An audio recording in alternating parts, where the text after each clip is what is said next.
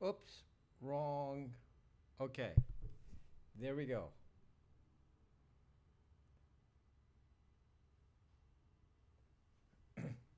Hopefully that's good.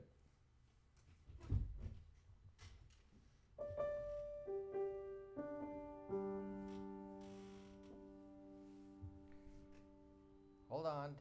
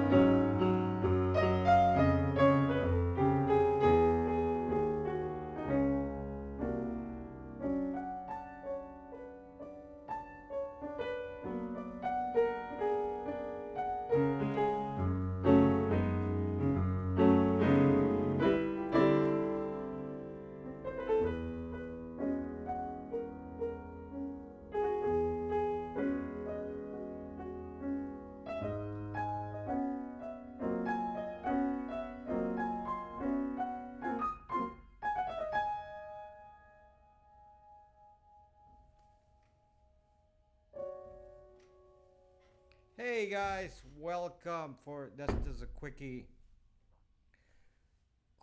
tune. Hello.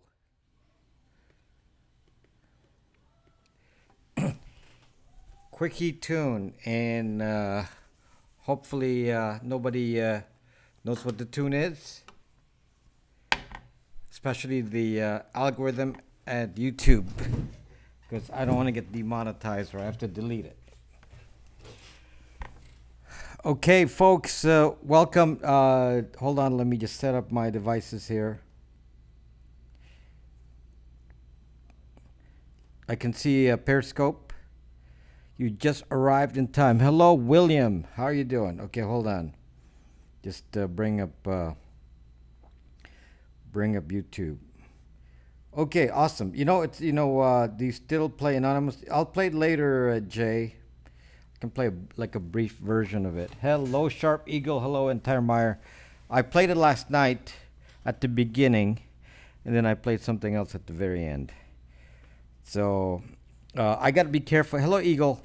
I got to be careful about what I play because you know the the famous algorithm looks for songs and they demonetize you. So not that it matters much, but I just don't want any black marks just because I play the music myself and improvise. So if if they recognize the song, then they might do something. So we don't want to like tell them what it is. So hello, suspicious citizen, Fritz. So yeah, the song I was just playing was from Chick Corea, but we're not gonna say that. It's not by Chick Corea. So we're not gonna say that. Hello, I'm in it. How are you doing, guys? So welcome, folks. Hello. So let me just refresh the. It's kind of nice to see that the numbers on YouTube are building up for the live, because before, there was just a few people on live on YouTube when most people would be live on Periscope, and now that's shifting nicely where I get close to equal numbers of live people on both stations. You can make some broadcasts someday about copyrights. But what do I say about copyrights? How bad it is to be stealing somebody else's stuff, or how they say that I stole it when I'm playing my own music. So yes, please hit like on the YouTube video. Again, just so we understand here, you don't get to decide if you see me or not on YouTube unless you're already a subscriber. For those people who don't know who I am, that's not decided by me, nor is it decided by any of you already here. The people who come in to watch my show are decided upon by an algorithm. The algorithm has been favoring me recently. Hello, Kevro. The algorithm has been favoring me recently on YouTube, not on Periscope. The algorithm on Periscope wants to make sure I disappear, but the one the algorithm on YouTube is favoring me right now, and the way that we make the algorithm like me is if you hit like, you make comments on the YouTube, watch the videos, and join the live broadcast on YouTube rather than Periscope. Sir Cal, again another change of name. My gosh, I can't keep up with you. It can't keep up with you. Periscope doesn't like OBS. Periscope only likes community. What is that in the chat invite thing? If whatever the current mood is. So it's like I'm tired of having to cater to them. So I got to do what I got to do. So we will do our own way, and if Periscope doesn't like it, then that's the way it is. We don't really care. Only on Periscope and Twizzler. You have a new name now on Periscope and Twizzler, but you just go to YouTube. Forget that. So some of you have said to me, "Oh, we don't trust Google. That's why we don't trust YouTube." Will you get into how 5G might ruin weather radar and prediction?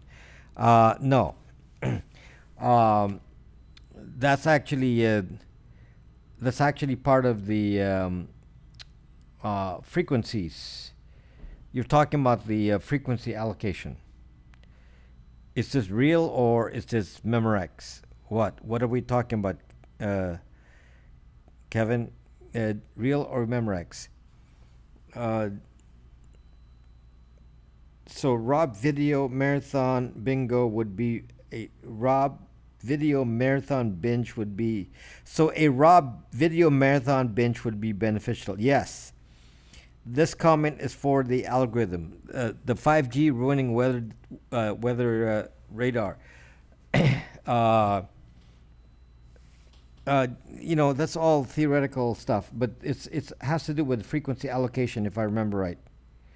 It has to do with the fact is that they're allocating the frequencies that are going to be that are currently used for detecting. There's frequencies that are used to detect weather patterns, and if you start transmitting in that frequency range, then they're going to lose the data they have to track like weather changes. Hello, Murray the Hut from Region 3. Working on Arden node for the house here. Murray, are you the one in Chicago, in Illinois? Are you the Illinois Arden guy? I think. Illinois, right? Illinois, right? So I'm looking at my dish over there. I have my dish by the window, and or on my balcony. Maryland. Oh, okay. Oh, you're also doing art then in Maryland? Wow, that's pretty cool. Do you have any? I'm an hour from Chicago. Yes, Kevin. Wait a minute. Just getting started in it. Okay. I didn't think that anyone, Yeah, the problem is getting a community of people to do the mesh. So my problem is my connection is very far away, and the signal is weak. So mostly I have my own network on it. So I have my remote network connected, as you see in the video, and my connection to I can see the network, but the connection is unreliable because it depends on the time of day. It's uh, I have to connect to a mountaintop transmitter, and there's a lot of obstructions, and I'm line of sight, but it's a very very narrow sliver, and if you even slightly move anything, then you lose the connection. So so I'm hoping that changes in the future. In the meantime, it's kind of difficult to actually use it. So hopefully something will change. Maybe like local people use it more, and then somebody contributes a what do you call this? A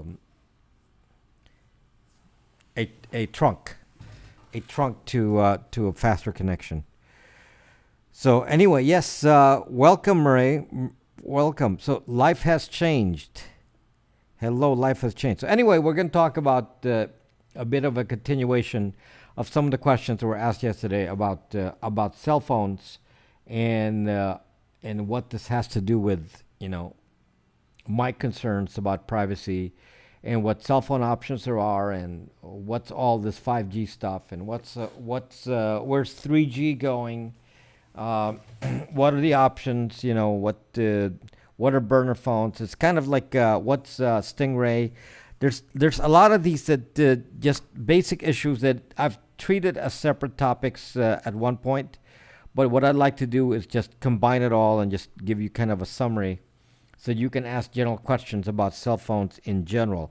If you own a smartphone, you're not safe. Yes, Kevin. So there. So I don't really like bringing this with me. I don't really like bringing this with me. I also have a no, I'm not gonna check out the Razer phone. No, no Razer phone. No, that's Android. What do you mean Razer phone? That's an Android phone. Uh, that's Motorola, isn't it?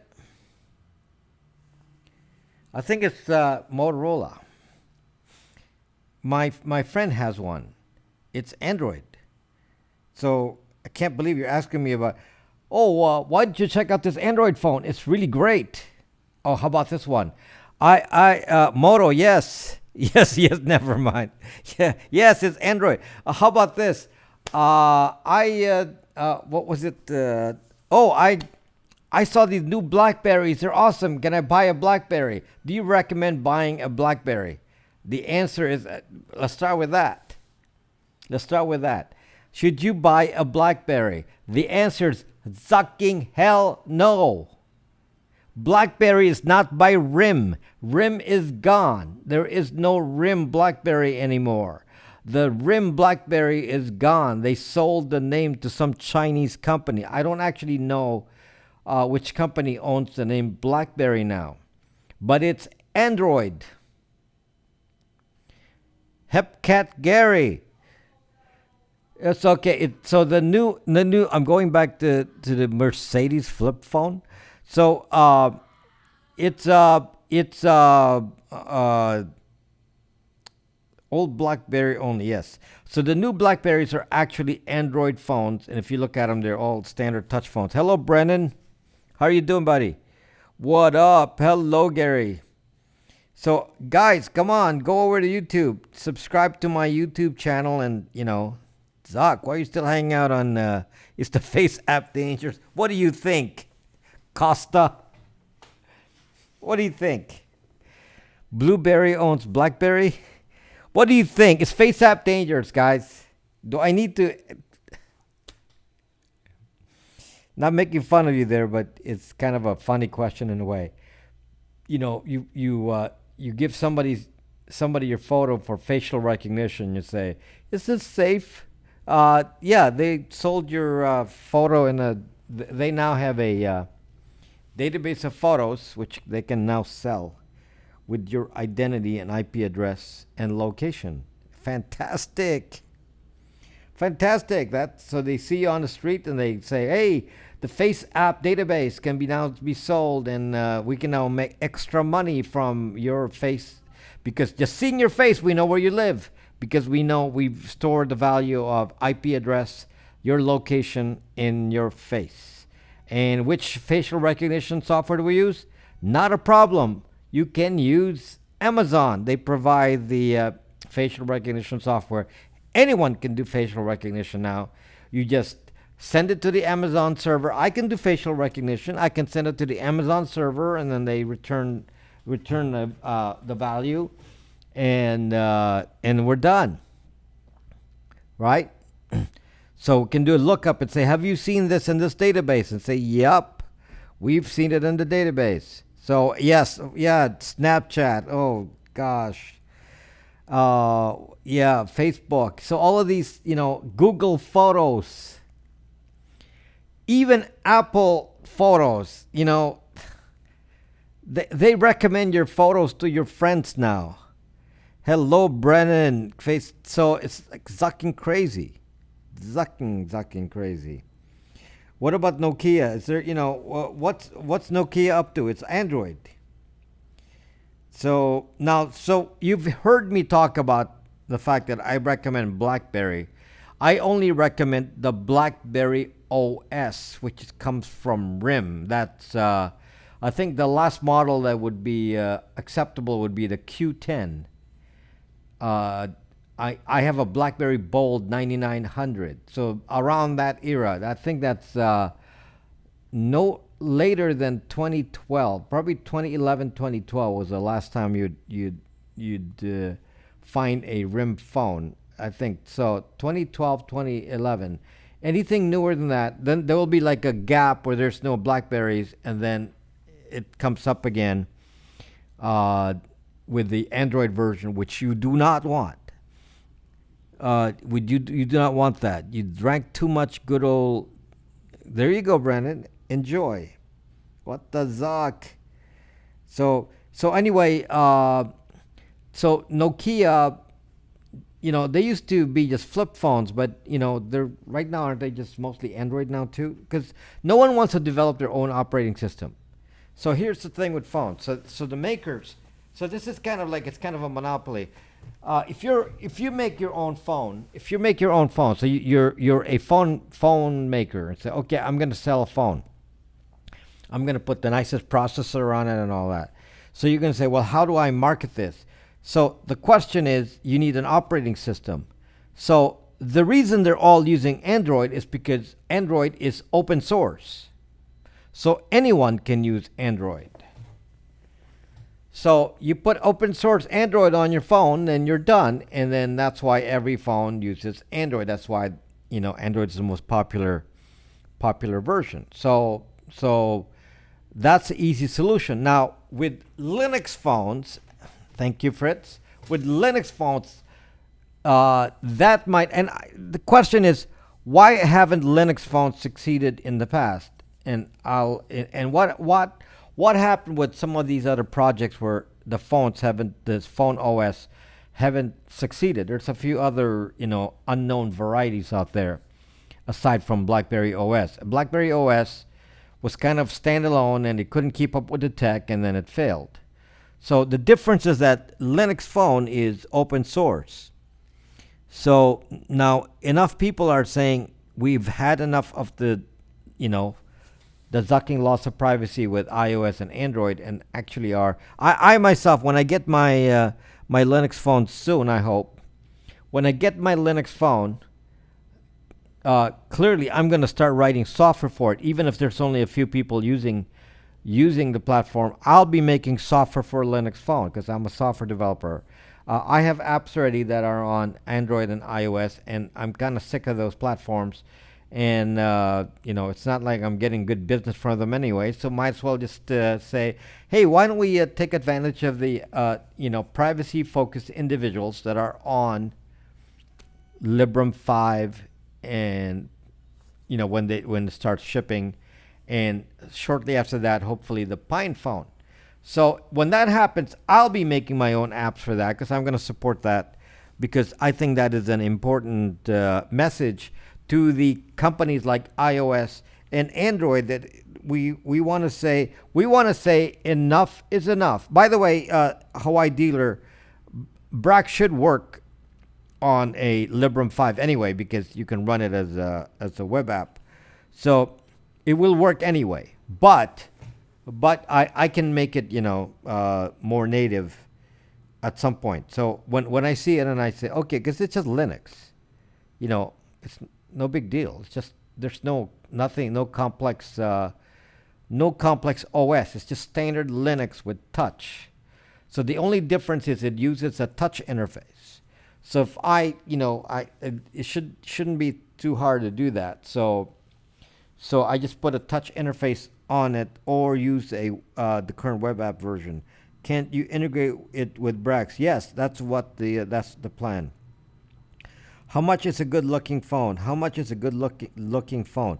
Well, the Librem 5 is a fast quad processor phone. It's not going to support CDMA, but it's going to support 3G, LTE, UMTS, and so it'll support the current frequencies, and so it should work. In theory, it should work with this is the part we haven't really known. For sure, it will work with the GSM carriers, AT&T and T-Mobile. I am not clear on how, if it will work with Verizon. I am not clear on that, and Sprint. Not clear on that. So I'm waiting for, I presume they would want to eliminate that market. Why not get a Microsoft? Zuck, we fool can't. Come on. How about a Windows Phone? Anybody still using that? So, yes, Librem 5, I paid with tax. It was like $760 or something. What? Windows is Linux. Windows is Linux. So it's like, yeah, it's around $760. I'm not telling you to buy a Librem 5. I bought it. I want to test it first. You may want to wait to see if there's any issues. It's gonna probably be a lot of issues at the beginning. But the idea of the Librem 5, for example, is that you buy a phone and you don't have to change it every year because it's made to last. I'll wait for the early adopters to sort it out. Yes, I'll sort it out for you. Microsoft is developing Linux cell phone. Why does Microsoft need to develop a Linux cell phone? It's already being developed now. It's open source. It's already open source. What's the point? Brax app doesn't work on my Retina display iPad. What's the size? It's one of those new iPads then with kind of a big screen. It probably doesn't. I probably don't have. I don't have it utilized because I don't have those big iPads, and I don't particularly want to buy $1,000 iPad. So Brax app. So anyway, I'll do the early adopter because I actually want to develop on it. It's going to be a Linux box. Uh, the power of the big boys behind it to push it airstream. Well, Librem 5 is surprising. I'm surprised. Librem 5 is you know, it was started with a Kickstarter, and you know, it gained a lot of popularity. So Librem 5, there's going to be a few that sold, I think. So it's popular enough. Although, you know, my videos on Librem 5 are on the top of the list right now. So if you search Librem 5, I come out on top. It's because I've been talking about it. I need a new Christmas gift. Yes, so there are going to be issues with these phones. They're going to be, hold on the Pine phone. There are going to be issues with the phones though, because, you know, what apps do you use on the Librem 5? It's going to come with some very specific apps that, you know, that we need as a basic thing, and the rest will come from just anyone doing development on Linux. Presumably, because it's just open source, that there should be nothing stopping you from installing anything on a Linux phone. So you could, in theory, develop your own app. If you can even modify the operating system for. If there's a feature on Pure OS, which is what this is, on a Librem 5, if there's something there that I don't like, I can rewrite the operating system. Say, I don't like that feature. I can take it out. For example, if I say, well, you know, there's something dangerous here, let's take it out. Yeah, I could do that myself. I could take the operating system, make a modification, and then install it. So nothing's going to stop you from doing that. One of the interesting things that hello, Randy. One of the good morning, Randy. Good morning, Randy. Randy is in the Philippines right now. Bytes OS. If you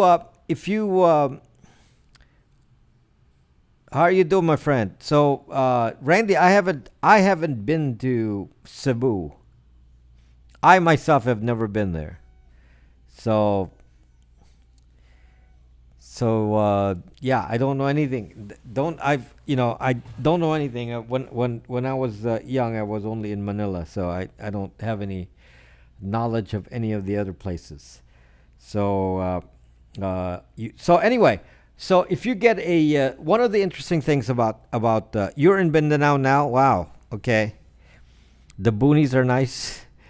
One of the interesting things about a phone like the Librem 5 is this disconnect between the hardware for the cellular part versus the operating system. They've actually separated it.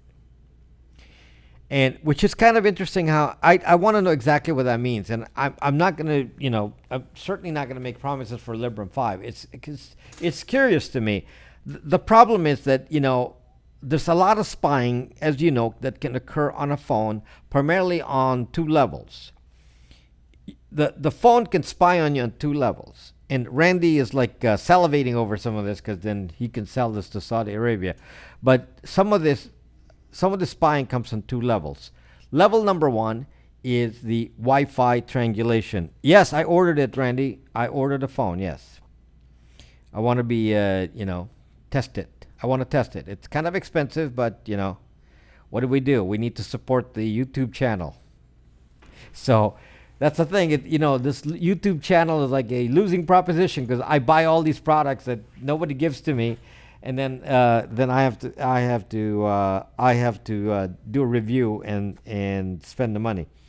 I flipped phone since 2004, but tried smartphone, and didn't like smartphones. I like flip phones, very convenient to use. I use the Kaisera Crane flip phone, works great, but then you have no texting. Marvelous Marvin.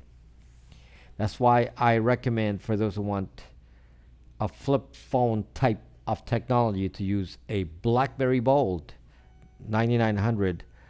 I don't need to write a shell, Weifu can. All you do is fork it. It's open source. Make a fork. Call it whatever. Call it Brave. What do you think Brave browser is? Brave browser is just a fork of Chromium. What do you think Edge is? It's a fork of Chromium. Microsoft said, we're going to take Chromium and call it Edge, and it's now going to be a Microsoft product. Yeah, right. And then it didn't work and say, oh, it looks like we got to go take Edge again, Chromium again and start again because we screwed up. So they're going to do it again. Librem a future sponsor for you? No, I don't. I doubt it.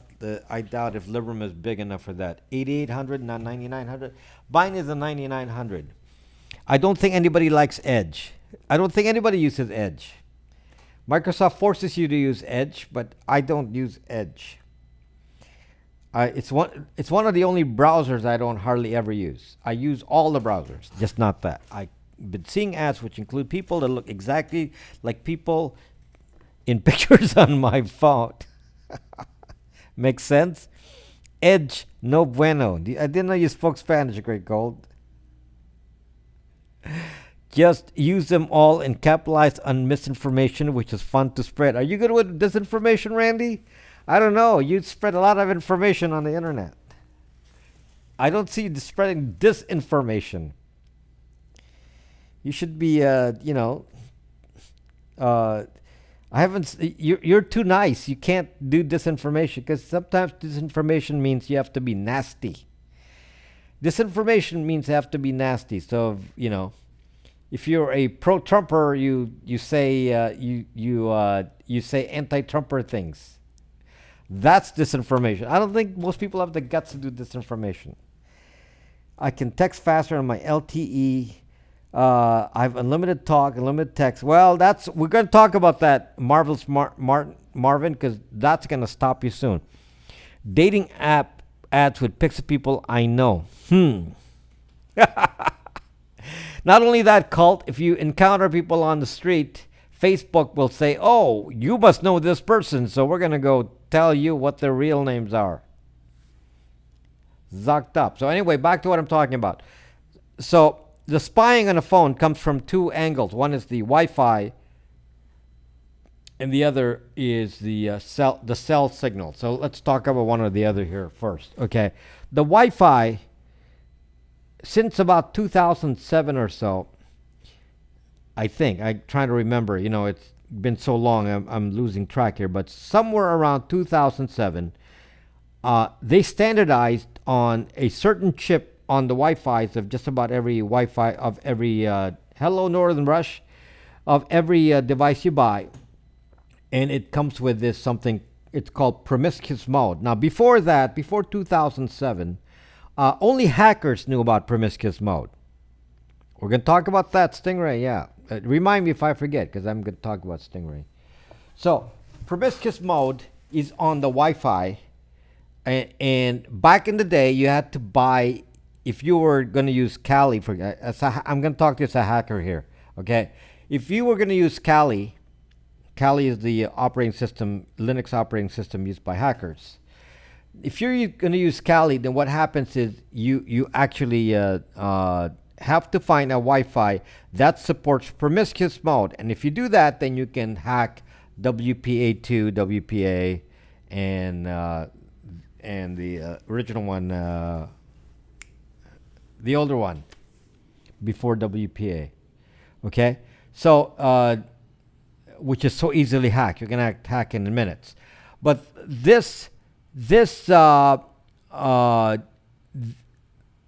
so back when hackers were trying to hack networks, you actually had to order a specific Wi-Fi that had this thing called promiscuous mode. Now, what is promiscuous mode exactly? Promiscuous mode means without doing anything, your Wi-Fi is constantly searching for other Wi-Fis. It basically looks for signals of Wi-Fis in the area, and then it makes a list of them. So it's almost like a receiver built into the hardware, and the receiver is constantly listening to the announcement of each Wi-Fi. They announce themselves by MAC address, which is the serial number, and their network name and the frequency, and they're announcing this, and they're announcing the signal strength as well. So that is being announced to the Wi-Fi adapter of your device, and your device then makes a list of this. Now, that technology was now used for something called Wi-Fi triangulation.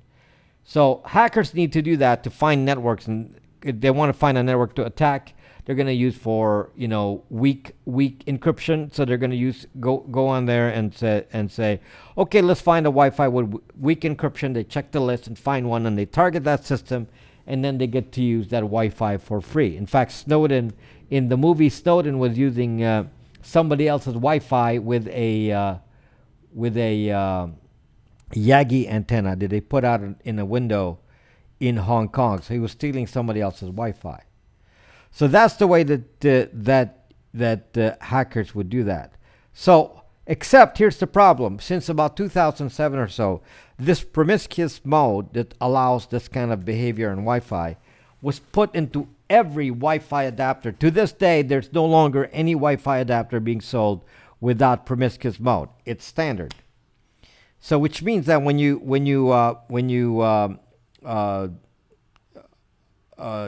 use Wireshark, you don't even have to check the option that says enable promiscuous mode, because there is no more choices. There are no more choices.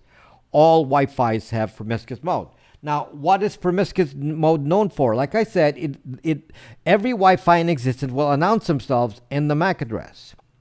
Now, using a formula that Google figured out, they figured out that by analyzing the signal strength of each of those Wi-Fis as you move around, like let's say walking or in a car, just by using the signal strength and how they change in relative position to each other in your current GPS positions as reported by your phone, will actually allow you to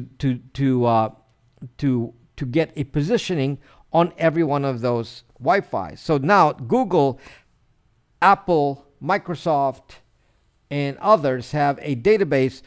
Facebook has a database of every zucking Wi-Fi router in existence. Let me repeat that. Every Wi-Fi router in existence is stored in a database at Google, Apple, Microsoft, Facebook, and others, and with a GPS position. Now, if they know the relative positions of the routers, and they know the MAC address, anytime you come near any router, your location is reported. This is so accurate now that in past years it's been giving us a accuracy of about 6 feet. So you can be found within 6 feet using this algorithm by seeing how close you are to an existing router. Well, Facebook is now using that too. They said, well, we don't want to use location permissions, so we're going to skip asking you for location permissions. We'll just go to the network itself and do promiscuous mode. That's exactly what Facebook app is doing. That's why Facebook app sucks. So they've now said, okay, we don't need to know your location. We don't need to know what your GPS position is. That's no longer important. All we need to know is where the zuck is the Wi-Fi near you. Or is there a Wi-Fi near you? What is the MAC address? And these are all stored by MAC address, stored in the database. So by knowing 2 Wi-Fi router positions, and there's probably 24 in my area here. Okay? So within my range here, there's easily 24, maybe more. And if they find only 2 Wi-Fis, they can triangulate you to 6 feet. And that is being improved to inches. They will now be they are moving to be able to get your position to 6 inches. So this is the kind of craziness that we're talking about. My life phone Ulefone did not have Facebook factory installed. I would like a Librem 5. Well, don't you want to wait for me to tell you if it works or not? The joys of living in an apartment. I get a lot of days being promiscuous mode. Really? Dang, I'm having a terrible thunderstorm. Okay, hello, Nerdy Gal. You're on multiple platforms here, Nerdy Gal. So anyway, in order for in order for an app like Facebook or any one of those, in order for those apps to access location, all they have to do is to have the OS allow you to access the promiscuous mode. So if an OS gives you permission to access promiscuous mode, then you're zucked. Facebook can see your location. So Librem 5 is supposed to not allow that. We shall see. I'm actually going to go prove if in fact it can hide promiscuous mode. I will see. That's so we will see if their promise is true. I see 131 Wi-Fi's from my house, 1.5K houses in a small area. I bet they have them all. Of course they have them all. If you get a Wi-Fi router within minutes, it will be registered in a Google database, because everyone that has an Android will see it and record it. So it depends on how big your antenna is, where you can spot, depending on the device. If you have a desktop, you may be able to see more Wi-Fi. So it depends on how good your antenna is. If you have a Yagi antenna, you could probably see hundreds of Wi-Fis. So I'm only telling you that on a weak signal, like a normal phone inside the house, I can see, over 24 within my range. Within a radius of, just a block or so. How can we test for promiscuous mode or shut it down? You cannot shut it down, truth, faction, it's hardware. As long as the OS allows it, that's it. You cannot shut it down. Now, when Google says we will give you the ability to turn off sharing location, that doesn't include them. There's no way to shut Google from getting location information, just like there's no way to shut down Find My Phone at Apple. The only thing you can do is say, well, I don't want to see it, or I don't want to share with third-party websites. So as long as the websites get the location information from the phone, then they can be stopped from getting location. However, Facebook is going around that by saying it's in their. What I'm telling you is in the terms of service, in the data policy. So when I read that, I said, "Zuck you, Zuck." So what Zuck said is, well, let's just override this location thing and let's track their location anyway. This is like the evil of Facebook. When you purposely say you don't want location tracking, and then Facebook said, well, we want to override your permissions. We don't really care what you think. The other thing that you must not know, that you don't know about your phone, I'm going to tell you something that's really crazy here. Again, this is on the network, so it's related to your Wi-Fi adapter. Okay? Your phone is actually doing something called ARP. ARP is ARP. It's a methodology for being in a local area network. I'll talk about that later, Nighthawk. I have a video on that. Why don't you watch my video on 5G? Okay, so Facebook itself not only tracks Wi-Fi's, they also track the devices on your local area network in their MAC address. Hello, Killer Metal. Okay, so what exactly does that mean? It means that they can actually spot the device serial numbers, which is the MAC address, of every device near you. And they can say who's near you, who's not near you. And they will identify you and say, oh, we've seen that device before, and that's related to you.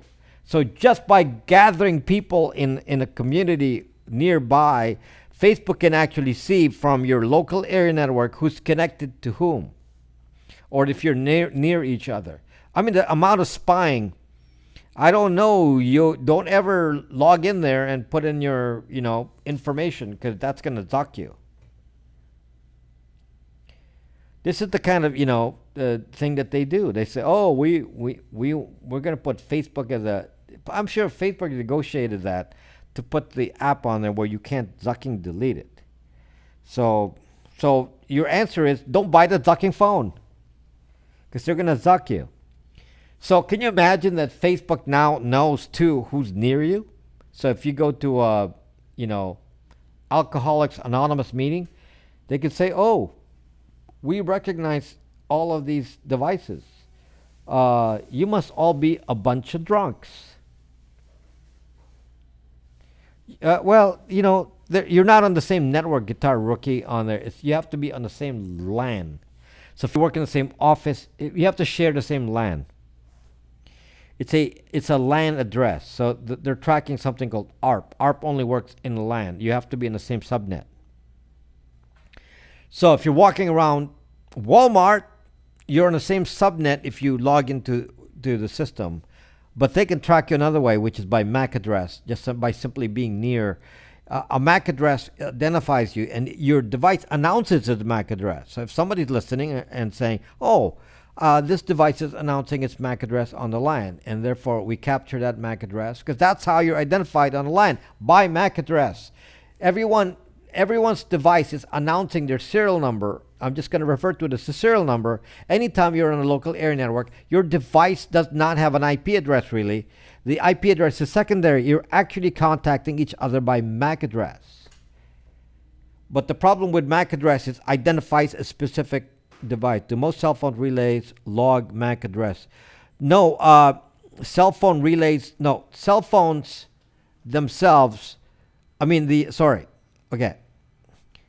routed internet traffic. When you go through the internet, MAC addresses do not cross a router. D. Harris, you couldn't try that on a phone. It's not going to work for you. Not going to work for you. Apple tried that, and it was caused so many problems. Okay? It's going to cause you network problems. It's MAC address transmitted by cellular and wireless. Okay, so the answer is MAC addresses do not cross routers. They do not. There's no facility to transmit a MAC address in an IP packet. So IP packets have no MAC address. So it's complete evil to me to actually capture the MAC address, since it doesn't connect to the internet. Therefore, you have some ulterior motive that goes beyond that, because it doesn't serve any purpose other than to identify the device. So if you listen in, if you're the ISP does not see MAC addresses. So your carrier, AT&T, Verizon, Sprint, T-Mobile, Spectrum, Charter, all of these guys do not see MAC addresses. They do not cross routers. So it takes some special evil to say, I want to collect MAC addresses. Okay?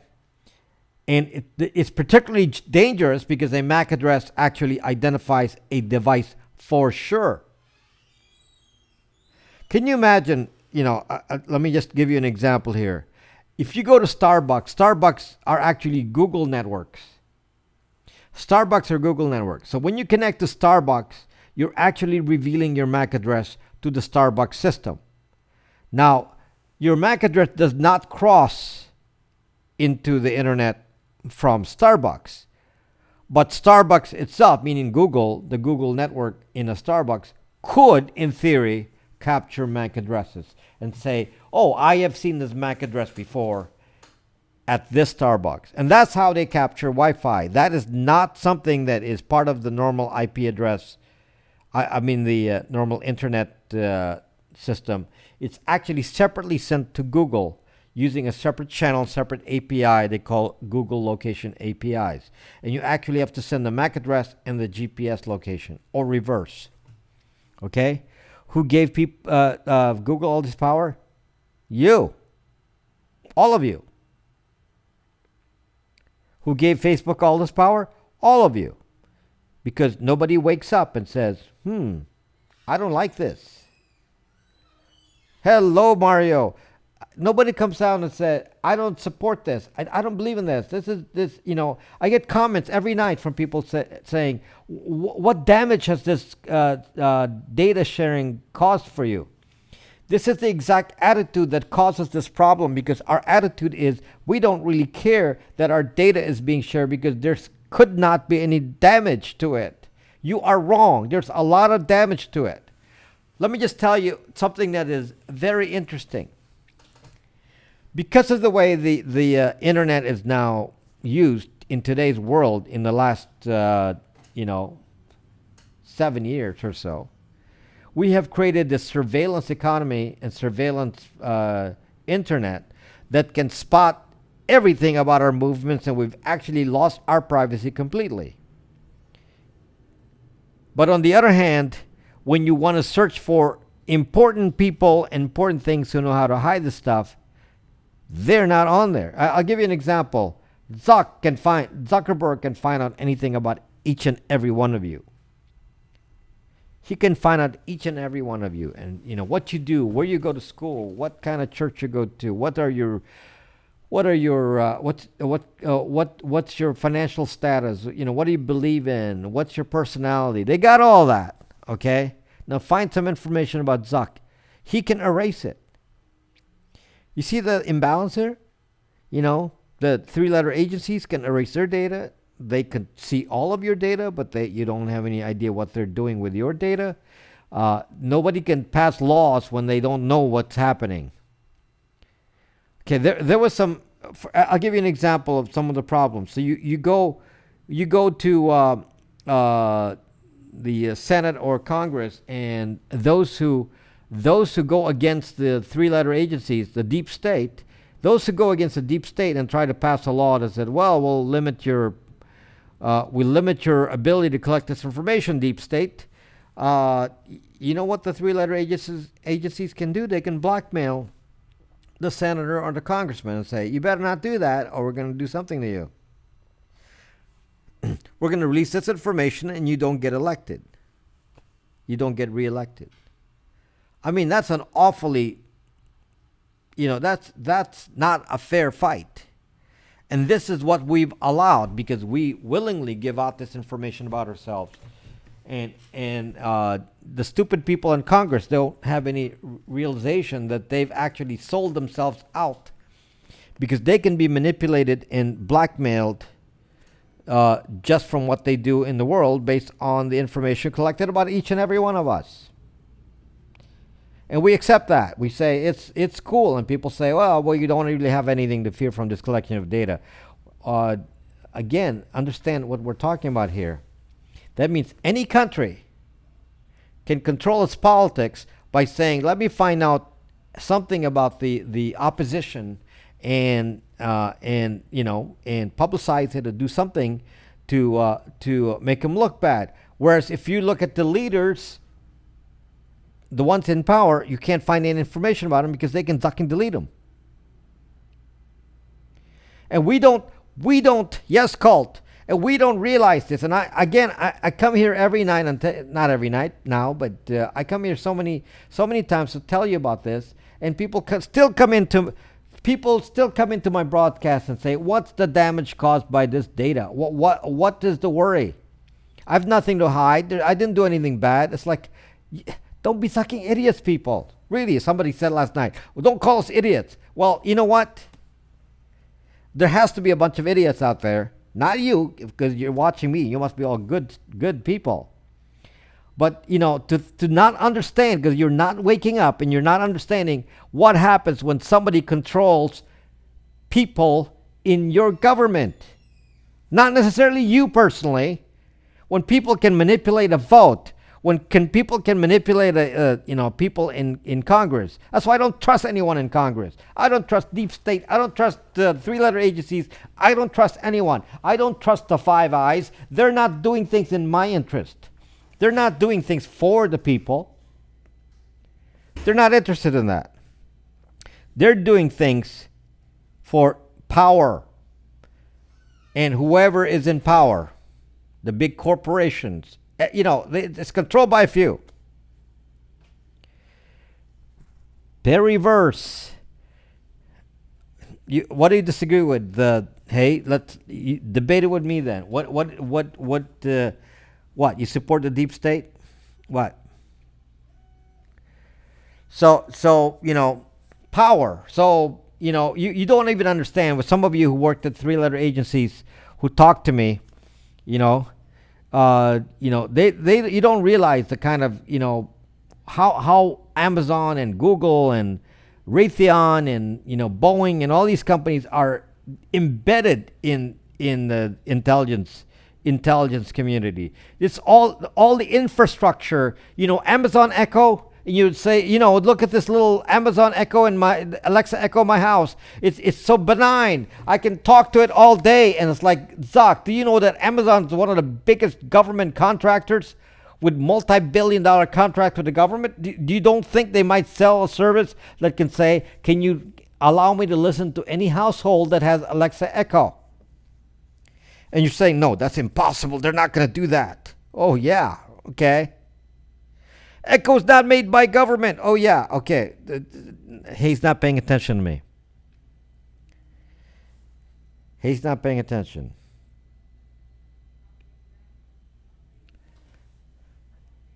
So, yes, a lot of the data, for example, the data from Google, Apple, Facebook, Yahoo, on and on and on, are being shared with the government in various programs. Prism, I can't even remember all the different names anymore, but they upload the data directly from their databases to the government willingly, and they participate in this.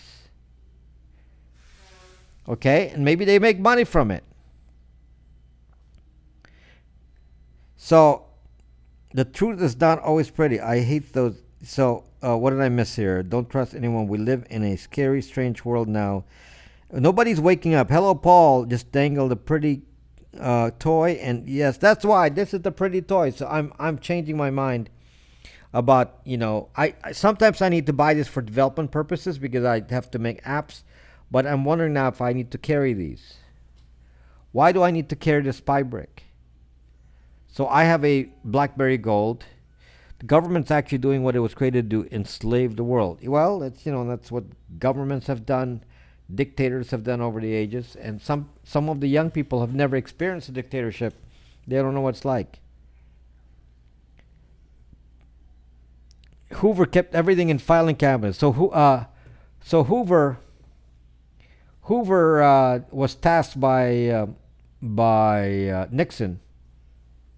J. Edgar Hoover was tasked by Nixon to identify all gay people. This is in the history books. So J. Edgar Hoover was tasked by Nixon to identify all gay people and then prevent them from jobs in the government. Now, the reason supposedly that Nixon asked for this was because certain gay people who worked in the NSA defected to. Yes, I know that Hoover himself was probably gay, but Nixon didn't know that.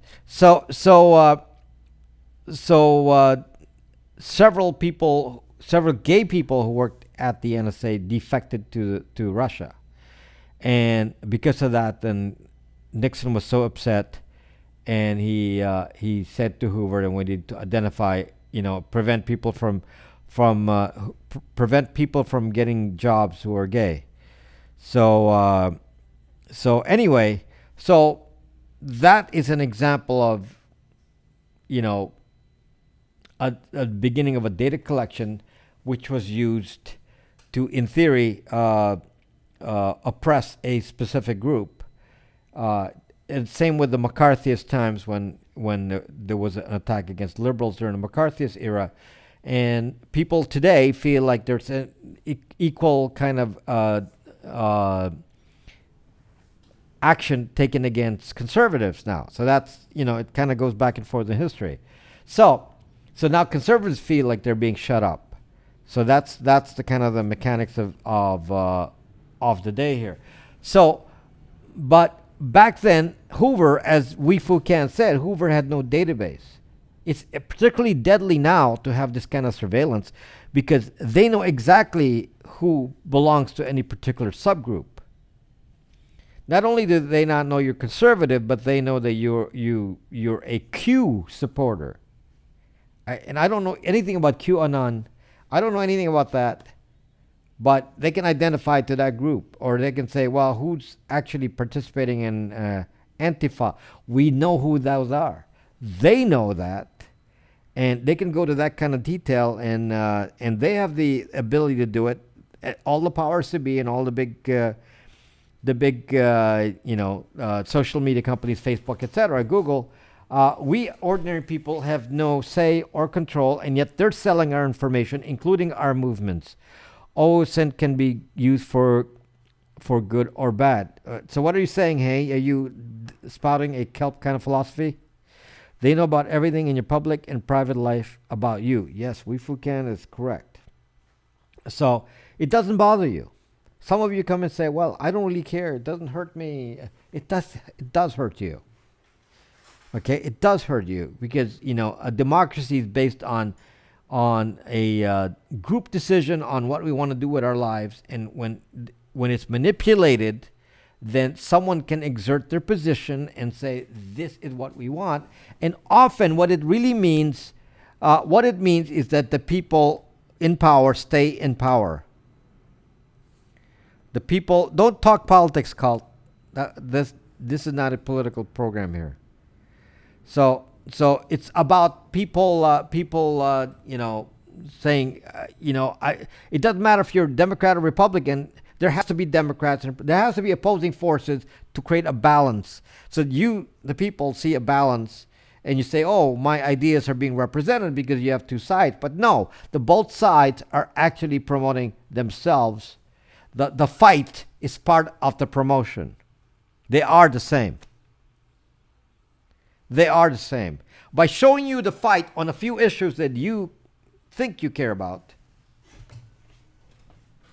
and there'll be a little give and take, so they can control you to think these are important topics. And then notice that certain topics get hidden.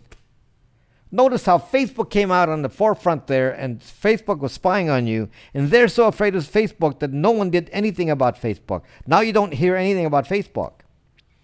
Facebook that stole all your data, and it got disseminated all over the place, and now you never hear anything about it. Very, very interesting. Changing the subject, do you use a password manager? I use KeePass. Right now I used to use LastPass. Show me that in the Constitution. Are you like all debating among yourselves here? So, anyway, don't talk politics, guys. I believe in freedom of speech. You think whatever you want to think. I just want you to be able to think it. I don't want you to be influenced by your thoughts. I want you to make reasonable decisions based on information you gather, and you will all arrive. Some of you will arrive at one decision, and some of you will arrive at the other. And it's the balance that makes our democracy. I don't have a problem with that. I don't have a problem with people disagreeing with me or not believing the same things I believe in. I think that's healthy and that is good. The UK doesn't have the freedoms we have. Really? The US doesn't have the freedoms that the UK has. I'm actually not sure. Where do you get freedoms? Are they freer in Russia? I'm not actually clear on that now. So there's so much surveillance in the U.S. and I'm starting to wonder now which has a more surveillance society, China or the U.S. I am not sure anymore.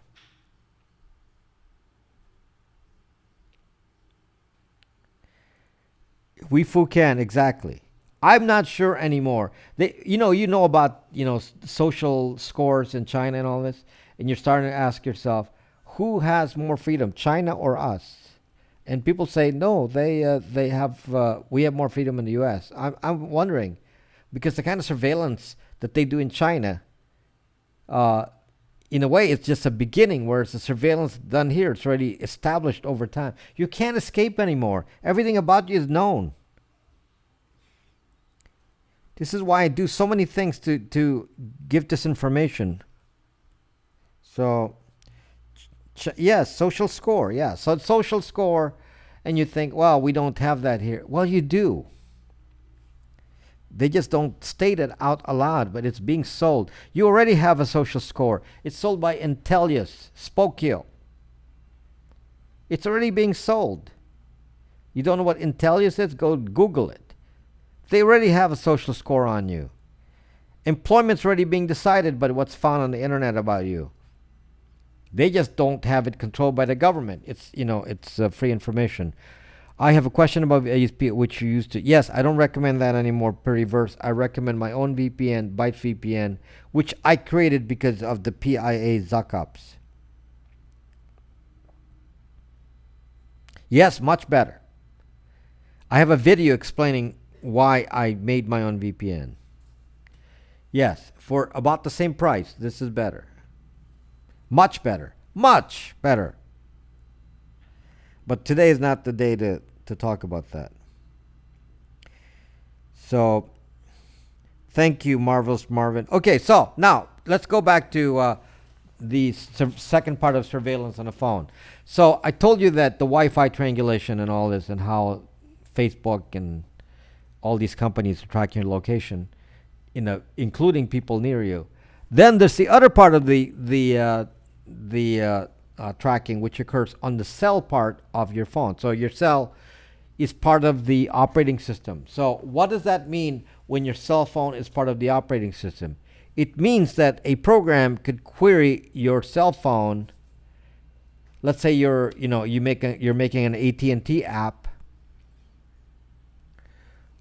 You're making an AT&T app. You can actually go find out what the IMEI number is on your phone. This is the hardware ID.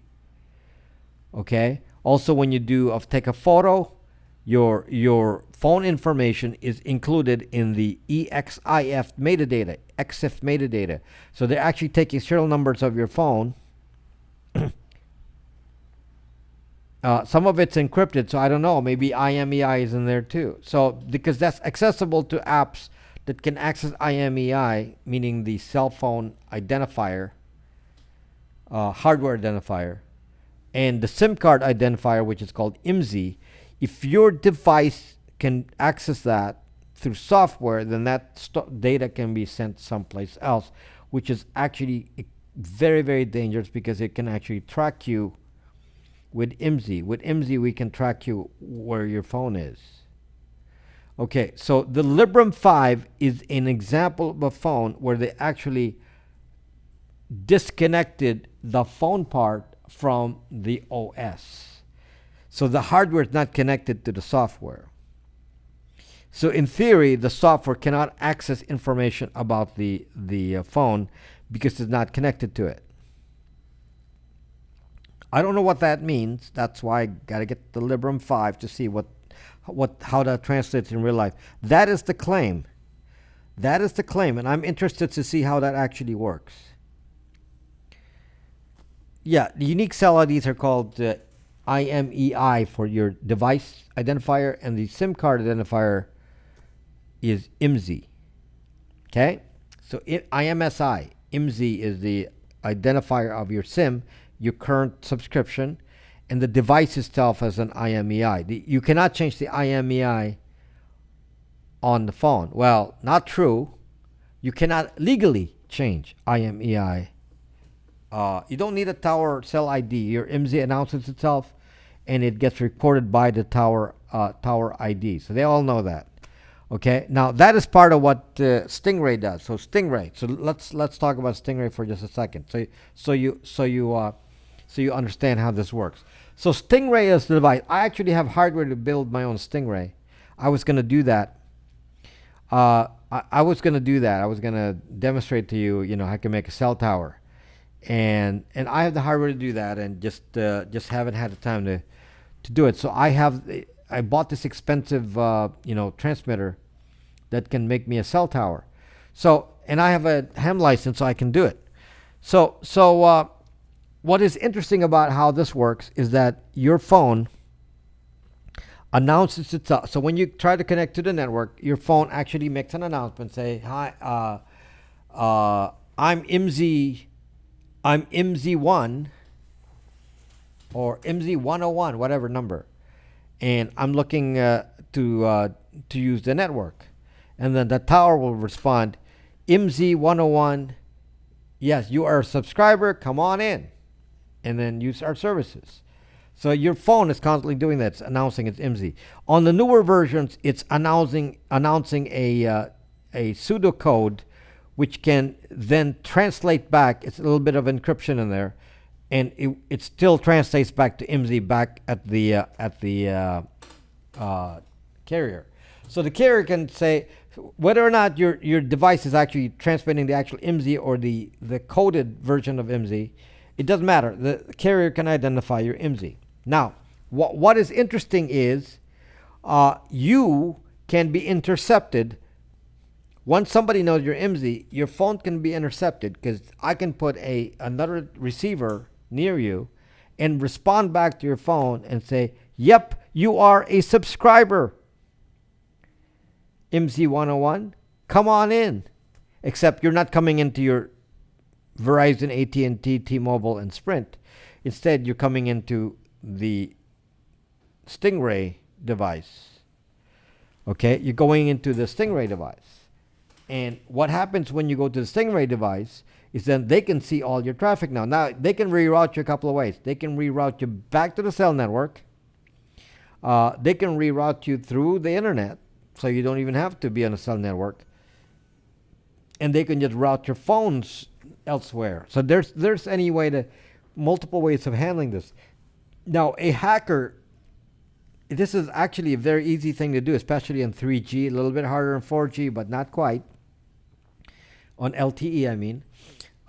So you can hack somebody and take over the transmission, so you actually think you're talking to whoever you're talking to, your carrier, but you're actually talking to Stingray. And Stingray used to be a government kind of device, and now anyone, including me, I can build my own Stingray. In fact, there's open source software you can go build as your base. It's been proven many times at DEF CON. Okay? So DEF CON is the hackers conference. So you can do that again through the IMZ. So if I have some other way of discovering IMZ, it will actually ease the burden of trying to track you and identifying where you are. So if I'm especially if I'm physically surveilling you, so I'm following you in a car, and you go to some shopping area, and I follow you in a shopping area, and I'll see all the IMZs around, and I'll recognize that one of those IMZs is you. If I have some way of identifying which one is you, then I can then send your phone a signal, so when you pick it up, then I take that signal and transfer it to my Stingray. Some people actually have a YouTube video where they just drove around Washington, D.C., and every one of those foreign embassies, they all have their own Stingray. So you drive by a foreign embassy and they're Stingraying you. YouTube won't let you post what? Won't let me pass the ad to watch. So are you watching the ad? Yes, some issue. Same issue. They won't let you. They want you to watch the ad. Zuck. That's pretty aggressive. That's pretty aggressive. They don't let you skip the ad. Wow. Must be a good ad. They must have paid a lot. They must have said, "Oh, we're going to pay extra." No skip. You can choose that. The ad company. The ad maker can choose to pay extra and said non-skippable. Can you invent? I don't have to. You can invent. There's no need to invent an IMEI spoof. There's no need to invent that. I think you can buy it from China. You can buy it on the internet.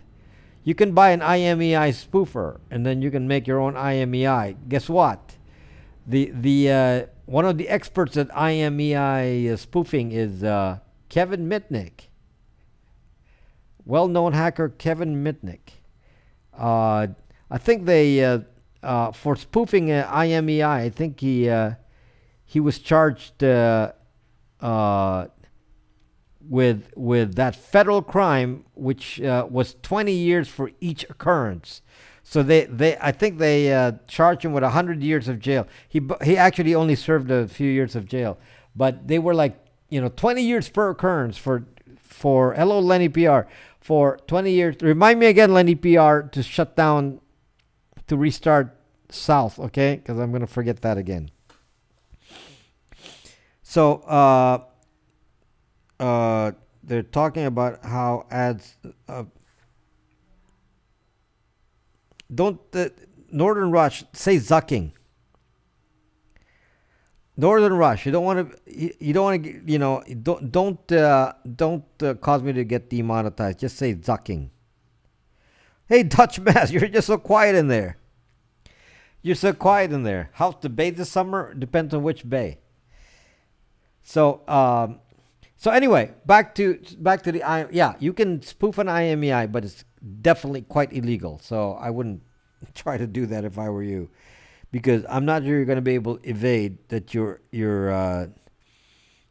Somebody can track you down. It's easy. IMSI and IMEI, they can easily track you. Okay, so if you think you can get around cell tracking, you got to be crazy. Now here's the thing. Let's talk 5G for a second. So 5G is coming up, and some of you are like really excited because 5G apparently is so fast. 5G is so fast that your eyes cannot register the download speed anymore. It's like instant. You no longer have to download a website. Everything is instantly fast. And you're saying, wow, this is so cool. I'm going to pay extra for that. I want that. Okay. Except that 5G comes with its own tracking called beamforming. Now, let me again explain this. Let me explain how this works. Because some of you think that 5G... First of all, there is no 5G yet. I'm going to tell you right now, the 5G that they call 5 EVO and all that. Lenny PR said, oh, we got 5G. 5G, it's not really 5G. They're not really the true 5G. Let me just tell you the distinction of what true 5G is. True 5G is in the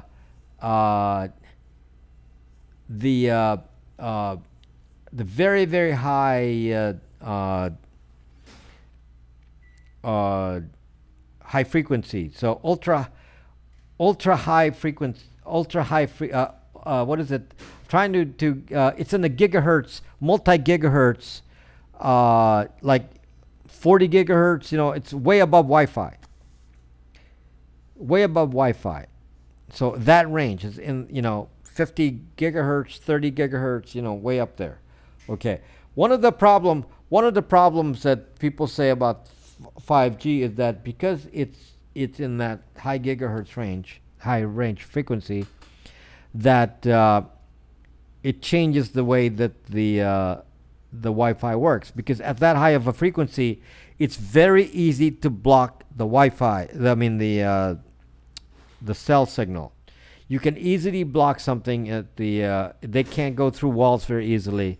They can be stopped by glass and so on. So because of that limitation, because people don't understand how 5G works, they think that when somebody says 5G and use the ultra high multi gigahertz range, 30 to 50 gigahertz, that they're going to have to put a cell tower at every street light, every telephone pole. That's actually not correct.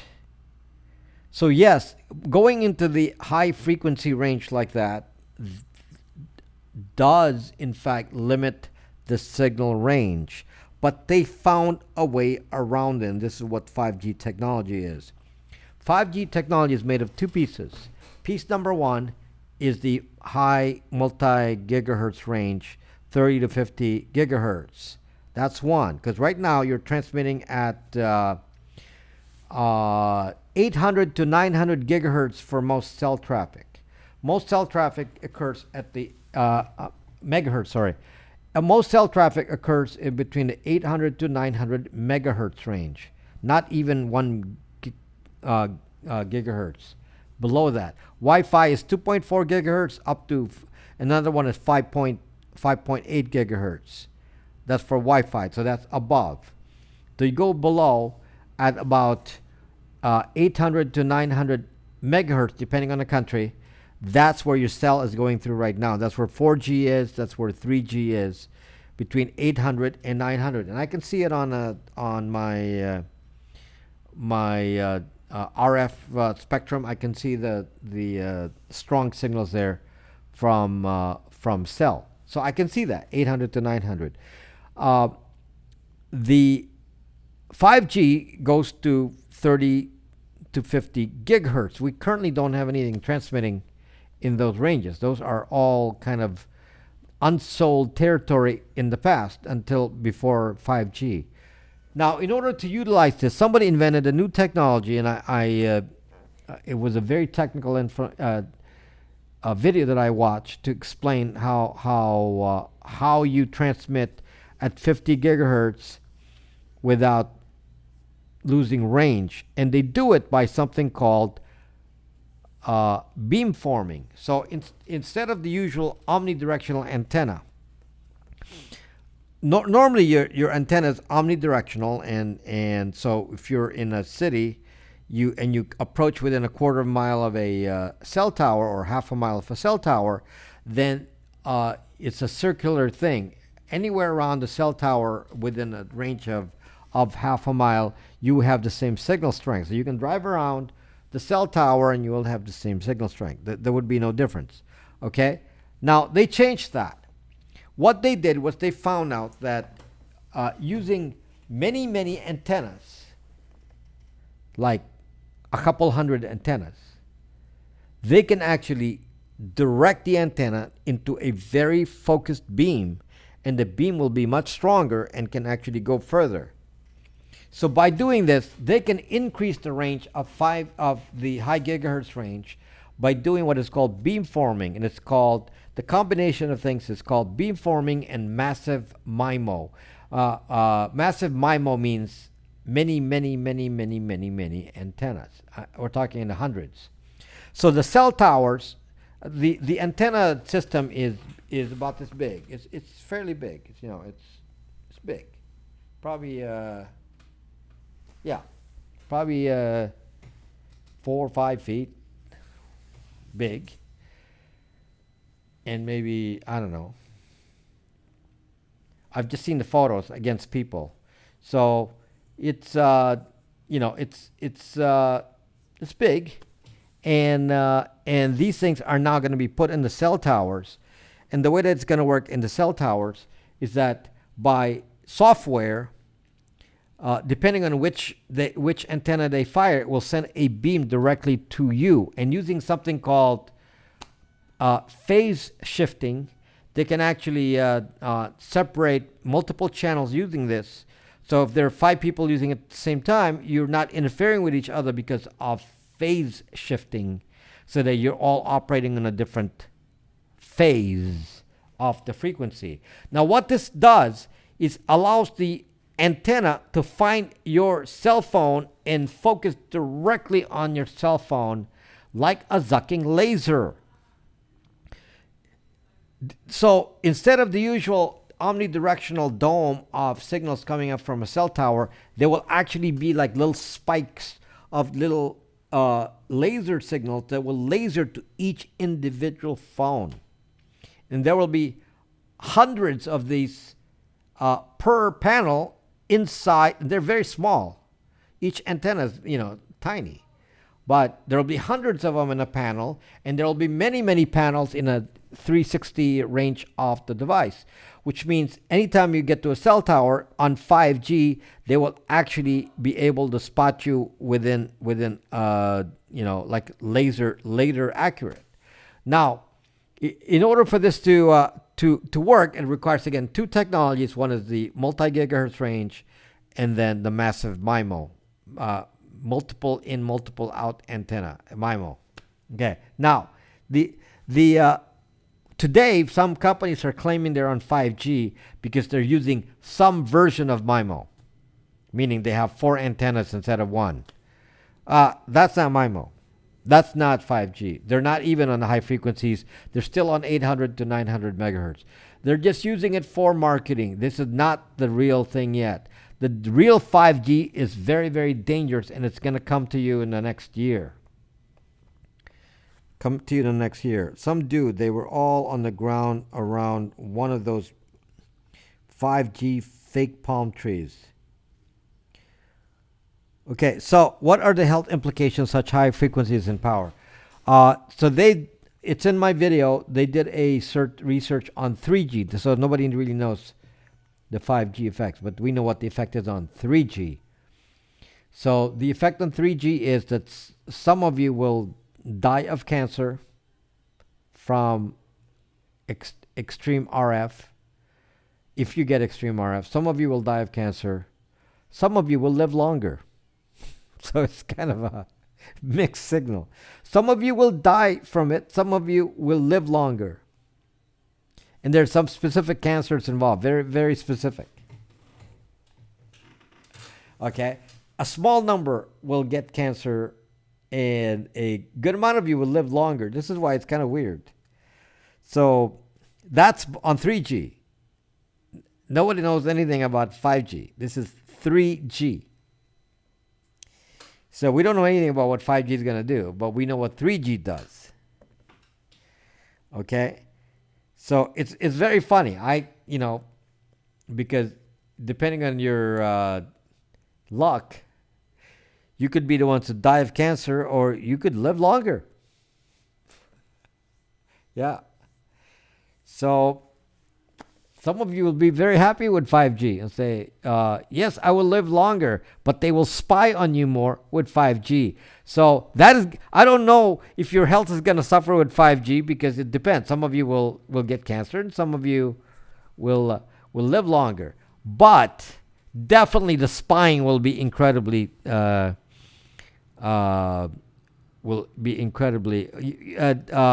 PR, you don't need 5G for a surgeon to operate a robot. You have a zucking internet anywhere. Go wired. Why do you need 5G for that? There's something called wired internet. With your luck, Hawaii dealer. I hope you don't have any kind of cancer right now. Is this becoming Alex Jones? There's nothing Alex Jones in what I'm saying. This is an actual study by the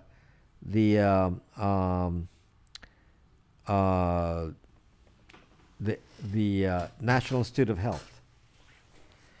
This is an actual study by the National Institute of Health. So if you're saying that I'm doing an Alex Jones on you, heck no. Heck no. Why do I want to live longer? Yeah, you can live longer in slavery to the powers to be, and they will tell you what to do. You're being manipulated now, guys. I mean, for example, I'll give you an example. You're a slave of the Equifax, the credit bureaus, and credit. You're a slave of that. They're saying you better borrow. They kind of mandate certain behaviors. You have to borrow a lot. You got to pay all the time. Make sure they make profits with interest, and then your credit rating is good. You see, I don't really use credit anymore. So I'm beyond their influence. I don't really care what my credit is. It doesn't matter to me. Since I don't use credit. But it's awfully interesting how this is an example of how you're manipulated. You have to go to work every day so you can pay all of these debts, and we want you to buy the stuff now rather than save up and buy it later when you have the money. No, we want you to spend the money and buy it now, and so that you are in slavery trying to pay it back. And it's interesting how society is, we look at this since the 60s, saying this is normal life. And you have to think about it and saying, is it really? Could we have a different philosophy of perhaps saving money and then buying something after you've saved it, like they did in the old days? That's part of how society can manipulate you and say, okay, this is the kind of person we want you to be. We want you to work, these hours a day, and we want you to buy more stuff so we can enslave you more. So some of you think, I'm crazy for saying that, but it's now that I'm out of the yoke of credit, I realize that, and I say, wow, so much of my income used to go for all this debt that I used to have, and it's crazy, and then the interest piles up on interest, and before long, you never save any money, but that's how the system works. That's how the system works. And now let's talk Equifax. Equifax then fails to protect your data. Your data gets hacked, and it goes out there, and then what does Equifax get? What do you get? What do you get? So Equifax failed you, and they're going to say, we don't really care about you, average person, because, yes, Dutch Maz, we don't really care about you. Equifax is thinking, we don't really care about you, ordinary persons, because you are not our customers. You are not Equifax's customers. You're just a slave to make sure you perform as Equifax wants. Their customers are the people demanding your credit information. It's crazy. I know this is a deviation, but it's just the way it is. It's just to show you how data can be used to manipulate you. Credit is one of them. So credit is no. I think Nerdy Gal's saying something else. It's BS that this is occurring. And Norton Rush is agreeing, but yeah, you two are agreeing just in different ways. So Nerdy Gal is agreeing, yeah. So yeah. So this is just an example about the data, how data is used against us by the powers to be, so they can control society. Say, okay, we want a bunch of worker ants and worker bees. You just do your work, and you're not allowed to do anything else, because that's the way the system is. It's like college education. Oh, we need to get you to get some student loans to pay for college that's $60,000 a year. But when you graduate, you're not going to get a $60,000 a year job. You're going to have to work at McDonald's where you wait for a real job, and you're going to make $10,000 a year, and you have a student loan of $200,000. Crazy. $200,000 student loan. That used to be a mortgage back in the day. Something needs to be done to secure those servers from those credit bureaus. They're always act. It's because they don't need to care, Lenny, because you're not their customer. Why should they care? So, I mean, just to, that's the craziness. You think all you need to do is, graduate from college, and you're going to be secure and all that with all these big loans. So, before you get these big loans in school, you got to think about it and say, maybe there's a way around this. Because we think that, going to the best schools is, it's about prestige, and yet if you have a big student loan with it, if you get it for free, it's cool. So, if you get it for free. Yes, Nerdy Gal. The reason college is so expensive because much of the money is spent on making the college look nice and spent on means. Norton Rush, you're absolutely correct. the student loan, I'm deviating here, but the student loans have actually contributed because there's so much money now that the colleges have all these brand new buildings and everything is looking brand new. It's like, zuck. And then they can get to raise their tuition because it doesn't matter. Nobody complains and nobody will stop coming to their school because they can get a loan.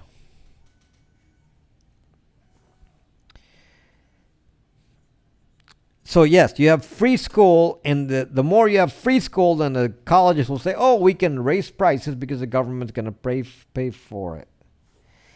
No, nothing is so simple, Lenny. Nothing is so simple. Life isn't that simple. I wish it were. I wish it were.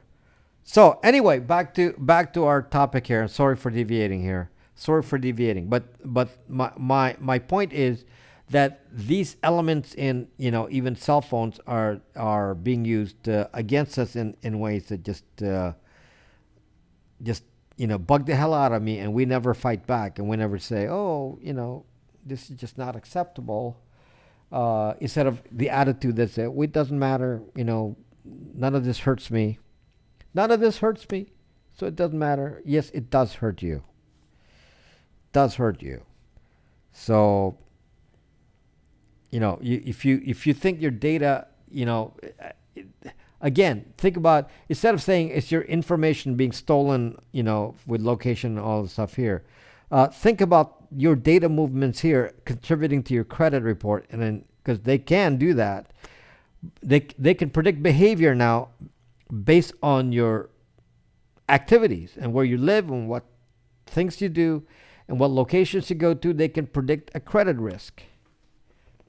So if you think that somehow that's not connected, it is very, very connected. They are actually using more and more information from these phones to do insurance risk tracking and credit risk tracking and employment risk tracking.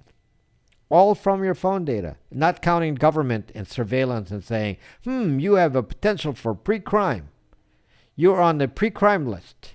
So everything is now being used to say, we want to formulate a society as dictated by somebody else, and you're not allowed to deviate from that kind of thought process. If you deviate from that thought process, we're going to mark you as an extremist. Okay, and some ideas from the past, even some of the ideas in social media came from people who came up with the idea that would now be marked as extremists. Some of the stuff that happened on the internet in the early days that resulted in the internet being what it is was because people were allowed to say and do everything. Are you confident and secure using a cloud-based platform if the cloud-based platform is doing actual security? Some people are faking it. Some companies are faking what they claim to be encryption. WhatsApp is a good example of that. Okay? Because they send your data to Facebook. Yes, they don't listen to your conversation, but they know who you're talking to. Rental agent said I had bad credit when I had no credit. Not the same. Oh, they don't care. You're not following the system, Hawaii dealer. Louise Poppy, my friend. Welcome. I see you've been traveling everywhere as usual, Louise. You're like everywhere. So, Hawaii dealer, you are not following the profile of what you're supposed to follow. You see, I don't really care about that. I go to hello, que ora, Louise Poppy. So when I go to, I don't care about the credit. I don't care about the credit. So I'm not gonna buy a car until I can afford a car.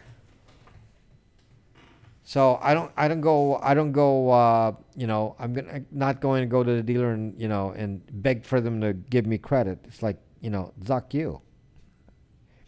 Buy cheap car. Hello, Justin B. Buy cheap car. So I had a perfect landlord reference. That doesn't matter because you're not in a computer system with the profile. We only use gold bars and cash. So anyway, if you understand what I'm saying here, you would be concerned about these little devices spying on you. I know, especially those of you here like Louise Poppy and Nerdy Gal and those who are, scopers, broadcasters, that you use these to broadcast like me. And, it really does upset me that this thing now, especially when I use it on the road, is giving so much information about me. It really bugs me now. It really does. I'm really rethinking my use of apps for sure. I am rethinking my use of apps. So, so do you really have much faith people are gonna get it? Uh, no, Kelp. They will be following you because you want surveillance. You believe Kelp is off the system that says we should be supporting the big giant corporations that tell us how we should live our lives, and based on their system and need. As Peter Thiel said, this: we do not have a right to privacy. If you want security, it's a either or choice. He said that. So we're gonna spy on you like crazy, and the reason we're gonna spy on you like crazy is because we believe you're gonna get security. Zuck you. Oh, Kelp. Kelp is so poor. Kelp. Poor Kelp. Kelp didn't pay attention to anything I just said. He doesn't understand how the system works. He is, it's like, oh, we should trust the system. No, I do not trust the systems. I do not trust the system. There are limits to everything. Oh yeah, there are no limits to what something. Here's the misunderstanding that Kelp has. There are no limits to what government can do. There are limits to what we can do. There are no limits to what government can do. None. None. Justin B. I just spent the last hour talking about that in great detail, Justin. You came in late. I don't want to have to repeat it. I just went through it. I know you have nothing to hide, Justin B. I just went through it. I'm not going to go repeat it. It's terrible that you think that. I just spent this entire time talking about why that is so zucked up as an attitude when so many things are controlling you. And you don't if you don't know that. So, fortunately, Justin is just kidding. Yes, Justin is just kidding. But boy, I get that so often, Justin. So it's I don't consider it a joke anymore because everyone says that here. It's like, I have nothing to hide. What do I care? It's like, oh my gosh, I just told you about everything. How we're all being manipulated here. I just want some freedom. Can't we just be left alone? Justin is drunk. Can we just be left alone? That's all I ask.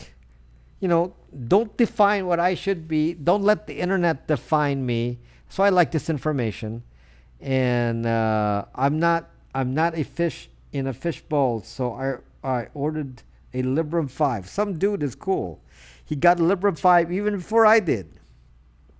So I know somebody here is never going to get a Librem 5. It's Kelp. Kelp will stick to his fucking iPhone or Android, and he will continue to be on Periscope because then he doesn't want to be on YouTube because he's loyal to the Periscope platform. So, but I've had it. I just want to live a normal life, peaceful, and I don't want to, I want things to be decided by democracy, and I don't want, a few people to dictate the agenda. You would be surprised. I'm not surprised, Kelp. I really would really, yes, I will be really surprised. 5G has nothing to do with telemedicine, Lenny PR. You're talking about the internet. I know medicine very well. I studied medicine. Okay? Lenny, I studied medicine. So you're talking about the internet. That has nothing to do with 5G. You don't need 5G to be on the internet. So you can do it with radio. Point-to-point radio. So, Librem 5 has a maps feature. I don't know what's on there yet. I bet you it will have It will have something, yes. It does have GPS on it. Librem 5 does have GPS. The question is, will it share the GPS position uh, to apps that, collect it in the central repository? And that's what we don't want. So, yeah, so it has a GPS and it has a hardware switch for it. If I recall, will have a hardware switch for the GPS as well. Hardware switch for the GPS, the phone, the cameras, and the microphone. So if you turn it off, then it should be off. There's a lot I don't know. I'm risking, 700 and some bucks for this device. I'm risking my money here to something. I don't even want to buy another phone, but just to be able to talk about it, I'm risking it all for this channel. So I'm doing it to help you learn about it. I'm not telling you to buy one. Let me buy it first. Guess they zuck you up. All of us are high. So get a rental. No, I already bought it. So I will suffer. I can always use it for something, but given the level, how can you trust Librem won't do the same? It's open source, Kelp, so I can go check the code if there's something that's not as promised. It's in the source code, so we can check it out. I'm on a flip phone. Are there any worthy smartphones these days? Yes, Justin B. We're talking about that. Librem 5. I'm not telling you to get one yet. It's not released yet. It will be released shortly. I already pre-ordered mine, and perhaps many months before getting it. And I will tell you how it works. But I have ordered Librem 5. It's not going to stop cell tracking. It can still be hacked by a Stingray, but at least it won't be able to get the data from the software. It might be a good paperweight. No, it's a Linux phone. It's a Linux computer. So the Pine phone is like a Raspberry Pi version. It's much cheaper. A Pine phone is only $149. So if you want to use something more basic, like search the internet for a few things, and but have some access to the internet, but you don't need the high speed and the photos and the video and all that, a Pine phone will be cheaper because it's only going to be $149. Okay, so that's the difference. It will still be a Linux phone. Why aren't they sending you one for free to review? 'Cause I didn't ask for one for free to review. Who am I? Why should they send it to me? And besides, it's good they don't know who I am. So then I just get it, unfettered. I can talk negatively about it or positively about it. It's my money. It's not their money. They didn't give it to me. Like, I have a video about YubiKey. So I have a YubiKey video, which is one of my most popular videos. I think it's my most popular video at the moment. Although that's going to change soon. My newer videos are more popular now. But unfortunately, you never managed to get the Pi system I bought to work. Why not?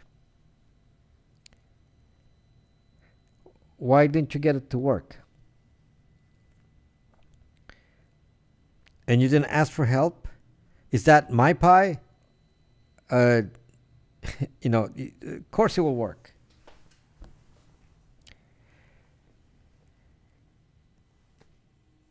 Consumer Reporter. I tried to help me. Yeah, Perry Verse. I guess I don't know. I don't know your case here. I don't know who you are on Brack. So, but I'm sure we can get it all going here.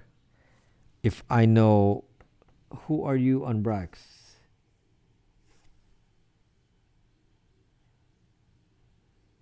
See, I don't know. I'm not even following you here. Okay, so Yeah, I have new software for it too. It's works quite well. So yeah, I don't. If somebody is talking to me on a regular basis and trying to help me understand what the issue is, it's always going to run. It's not going to have a problem. So I have new software for it too. So that part, uh, you know, if you contact me, I'll give you new software for it. So the new one is even less picky. The old version, because the old version of the Tor router, the very first version of the Tor router, the problem with it was that you have to wire it first. You gotta plug in all of the network wires.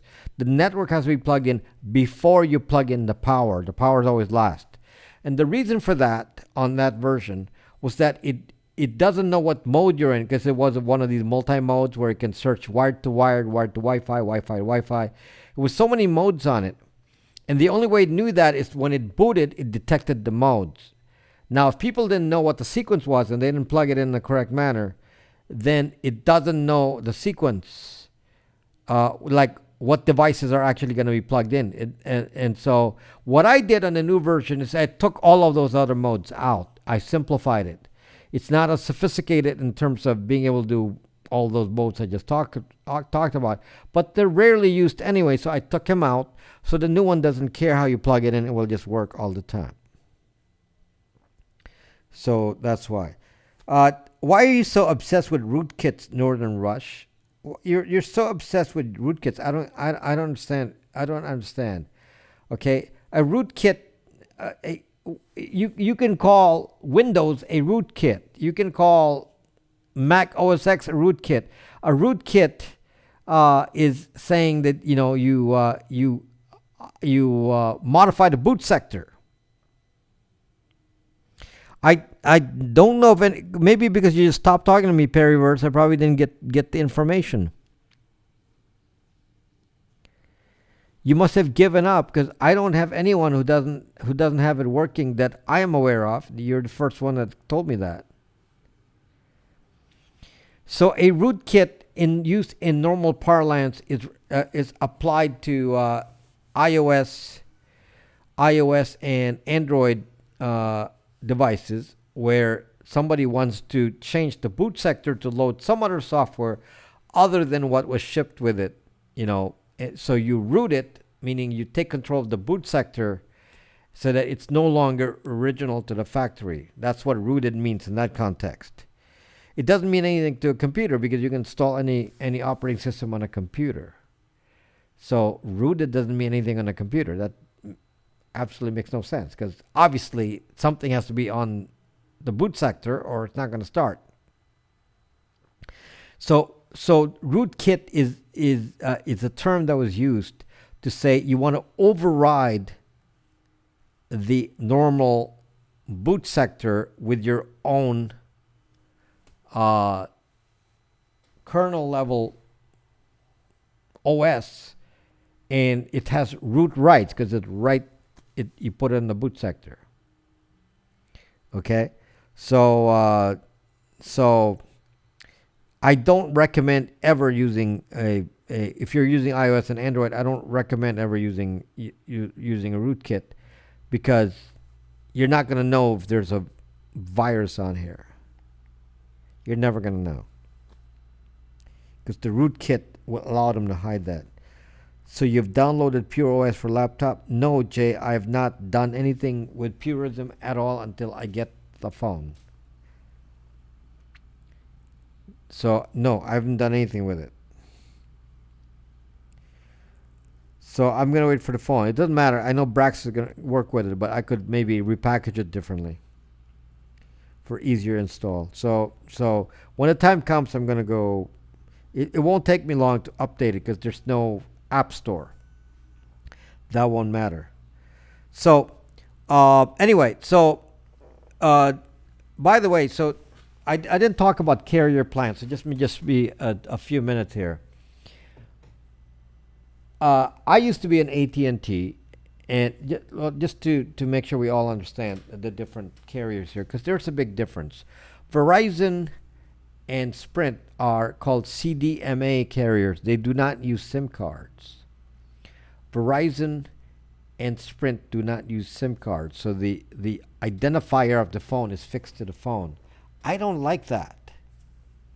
I don't like that. That's actually worse for tracking. So yes, I know there's a hardware identifier, the IMEI, but I don't want to have a fixed identifier on my phone.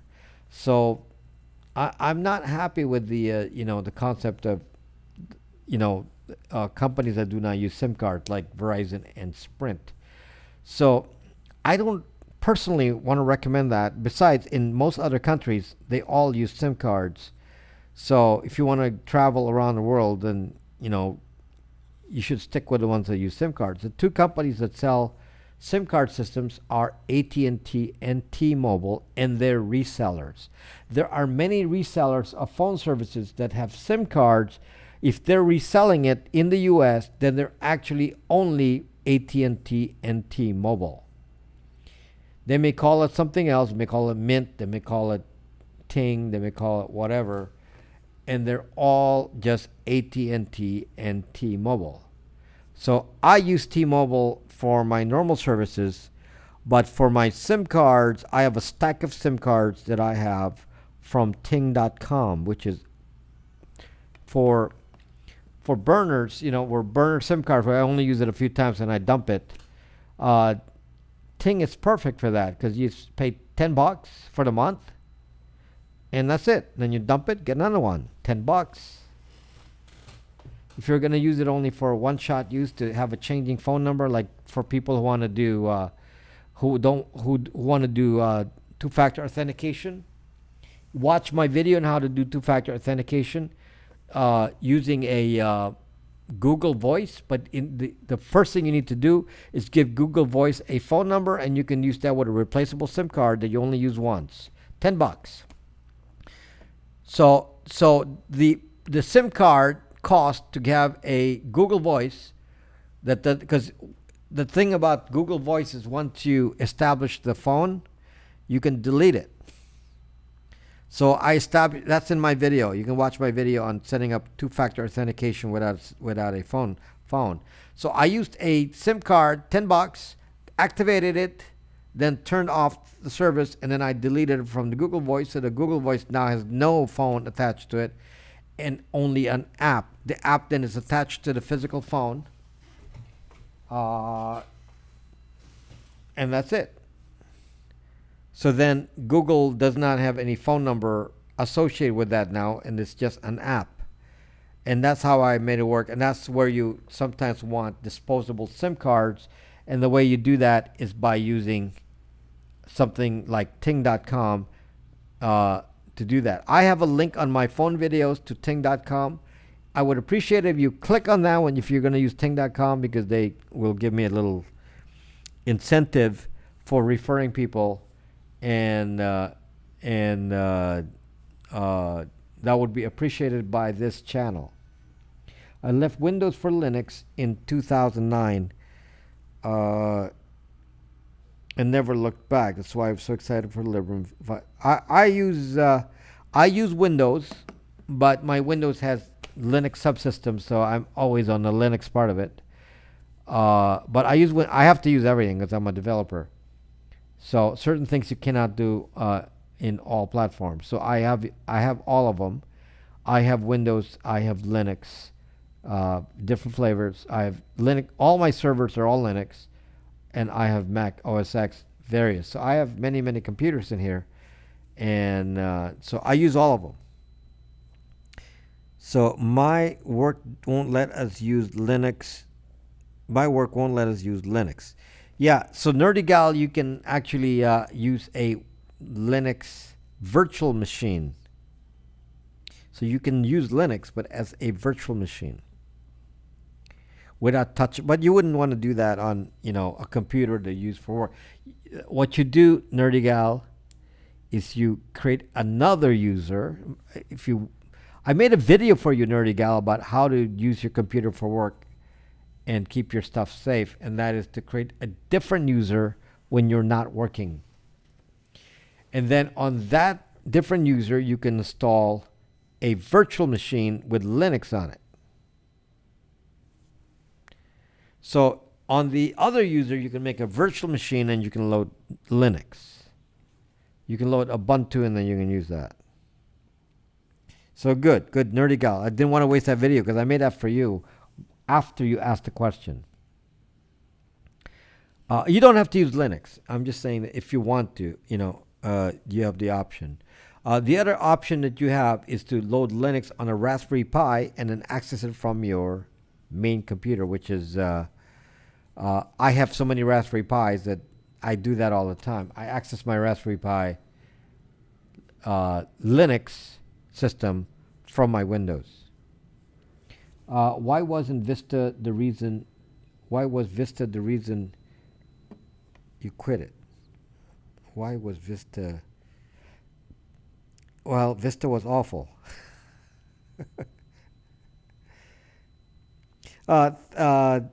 Searching for L5 updates. What is an L5 update, some dude?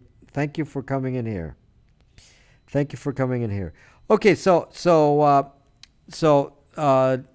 anyway, I would suggest personally to stick to the SIM card companies AT&T and T-Mobile.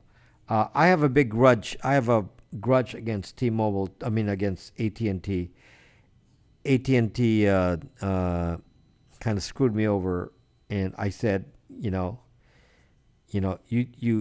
they basically lied to me. So a sales rep lied to me and sold me an Apple Watch and said it's going to be this price, and then later on looked at the bill and they charged me not what was stated but the full price, and I got so upset. I said, why did you do this? And I said, oh, you agreed to it, and apparently that salesperson was lying to get a commission, and AT&T wouldn't correct themselves, and the lying, conniving activities. Plus, they charge so much money that I just said, "Zuck you, AT&T." So I don't recommend AT&T whatsoever. And John from T-Mobile is on Periscope and comes watches me often, comes and watches my program here, and so he's so nice to me. I said, let me try T-Mobile, and I have a very good experience with T-Mobile. So John, the CEO of T-Mobile, is even gave a free Galaxy phone on my broadcast here. Okay, so because of that, I'm okay with with T-Mobile. Now, companies like Ting.com are actually resellers. They don't state that, but I'm telling you right now, T-Mobile is actually a reseller Ting.com is a reseller of T-Mobile. So when you go Ting.com, you're actually just paying a discounted plan version of T-Mobile. So the advantage of Ting.com is for casual use, burner phone type uses with SIM cards are replaceable, or for phones that you use as a secondary phone. Ting.com is perfect for that. For example, occasional office use, for using two-factor authentication and temporary numbers. I have a stack of Ting SIM cards, a big stack of Tim SIM cards, and I bought a lot of them in advance and some time ago, and I can shift phone numbers as often as I want. And they don't charge anything for turning an account on and off. You just change SIM cards, turn it back on. They don't care. They're happy. So love it. So, and I pay an average about $10 a phone a month for that casual use. It's like Gab I'm not really on any social media. Well, I do have a Gab account. I can't say there's anything happening on Gab though. Nobody really pays attention to me at Gab. So can't say I spent too much time on there. I'm, I have more discussion on Brax.me, so I'm just gonna go on Brax.me and hang out with people there. Besides on Gab AI, it's like preaching to the choir. Everyone's same. So on Brax.me, we have a mixed platform with mixed people with different beliefs, and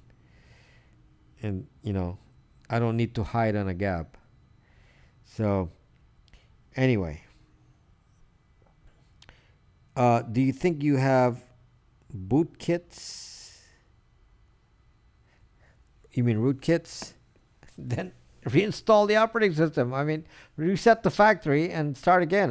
What's the problem? If it's a computer, there's no such thing as a rootkit on the computer. Any operating system can overwrite that, even a virus. So just factory reset, back to business. Factory reset. Okay?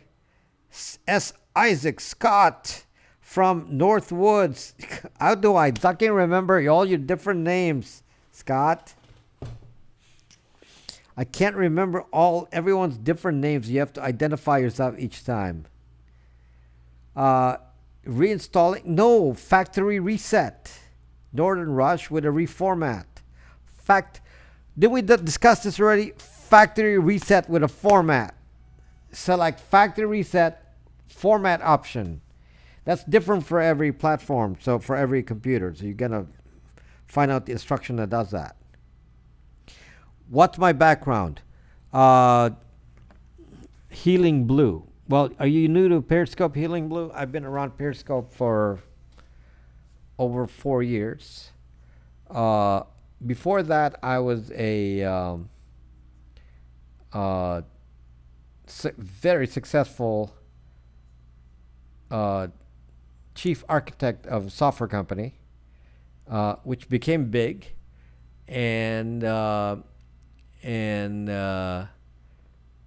was involved with. I'm one of the inventors of electronic health records.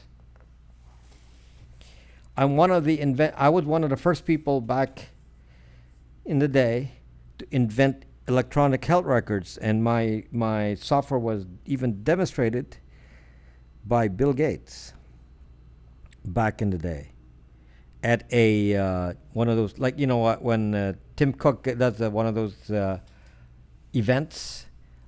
Yeah, so back in the day when Bill Gates was doing it, he demonstrated my first version of our electronic health records way back then. Yes. So, and then I did that for many years and installed. I've done every kind of software you can imagine. Done everything from scientific to business to accounting to. I've done every kind of software. I've very advanced knowledge of cybersecurity.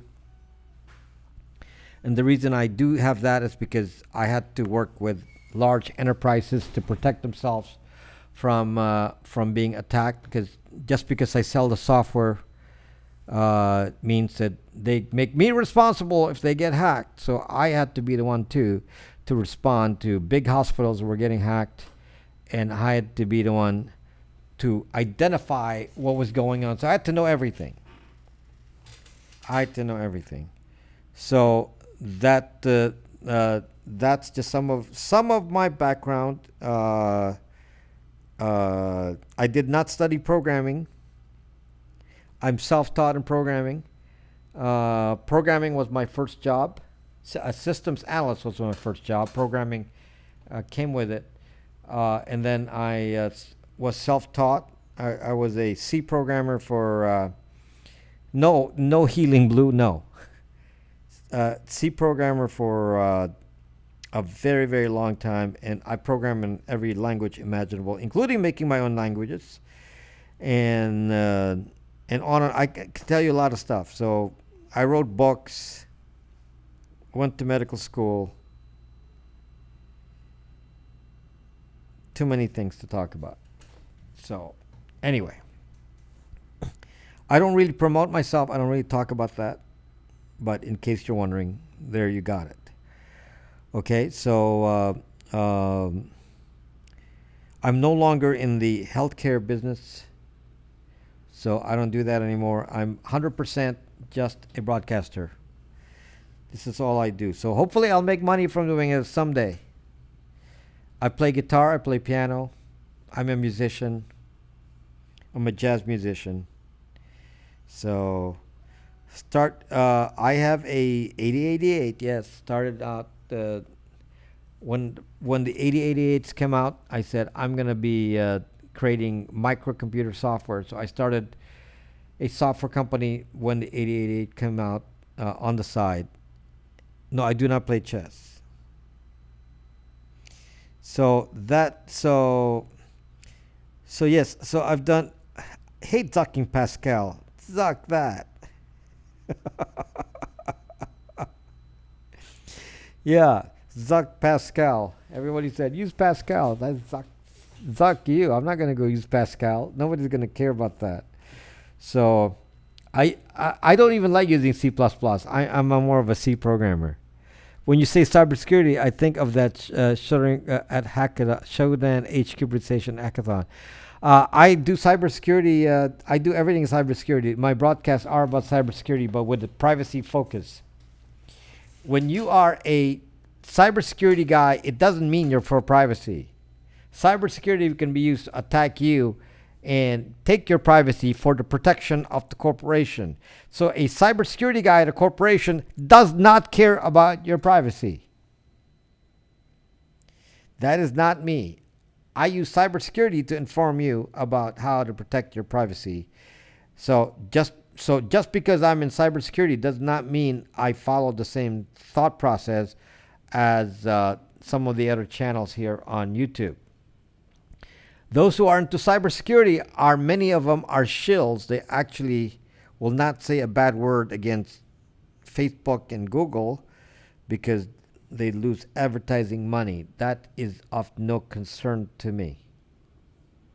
Okay? Is there an update coming for the Pi router? There is no update at the moment for the Pi router, but you are getting updates automatically because I'm going to make an update next week. But it's going to be so minor. When you restart your router, it'll just update itself. You will not need to concern yourself. The new routers are self-updating. So anyway, yes, I'm doing this full time now. I used to. That's not true, Great Gold. If you're cybersecurity, you could be being paid by Zuck and Google, working for their cybersecurity. So cybersecurity is not enough. So I'm in a branch of cybersecurity called privacy. I'm about the little people, us, average everyday people. We need to have our own power. Brax.me is my platform. It's encrypted, and because I control it, I know no one's going to go in there and steal our conversations. It uses one-time pads for every conversation as a one-time pad password. It's virtually unbreakable. One-time pads was used, if you recall, that was what the Germans used with what's the name of the, it begins with E. The original German code that Turing broke. But he could break it because back in the day they used 8-bit codes for one-time pads. And nowadays, Enigma. Yeah, Enigma, what it is. Today, we use, 1024-bit codes. It's impossible to break that. He said behind 7 proxies, Zuck. So, Enigma. Yes, I didn't actually read that. I came to my head. I didn't see it I only read your comments after it came to my head. It was Enigma. Yes. So Enigma uses one-time pass, which is still the most unbreakable method of encryption if the key is of the right length. So that's actually in Brax, every message has a different key, which is why it's unbreakable. There's no key to steal because you'd have to steal every single zucking key for every single zucking conversation. How are you going to do that? If everything has a different key, it's pretty hard to break that. So that's why it's special. Plus, there's end-to-end encryption too. So anyway, yeah. So happy to talk to people in Brax. Where do you store the keys? There's a key server that is not connected to the internet. There's a separate server, black box, that is not connected to the internet. So you can't hack the key server because it's very, very controlled access to the key server, and it's a invisible black box.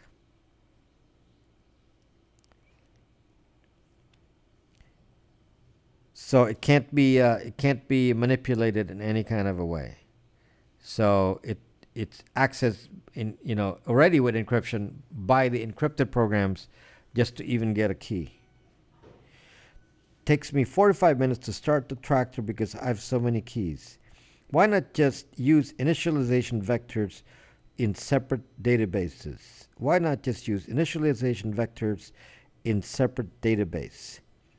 Not going to tell you the architecture of it, Justin B. Do you use password? Yes, I do. Healing Blue. I use KeePass. Which is harder to use than LastPass. The problem with LastPass is they keep your stuff in the cloud, and it's not under my control. So I'm a little bit uncomfortable when I go to another device and see my passwords and wonder how it got there. It's just I have just a little bit less trust because it's not open source. So somebody could pay them to come up with a decryption thing, and it just bugs me. So I use KeePass. KeePass is very hard to use, granted. So you have to have kind of a discipline to use KeePass.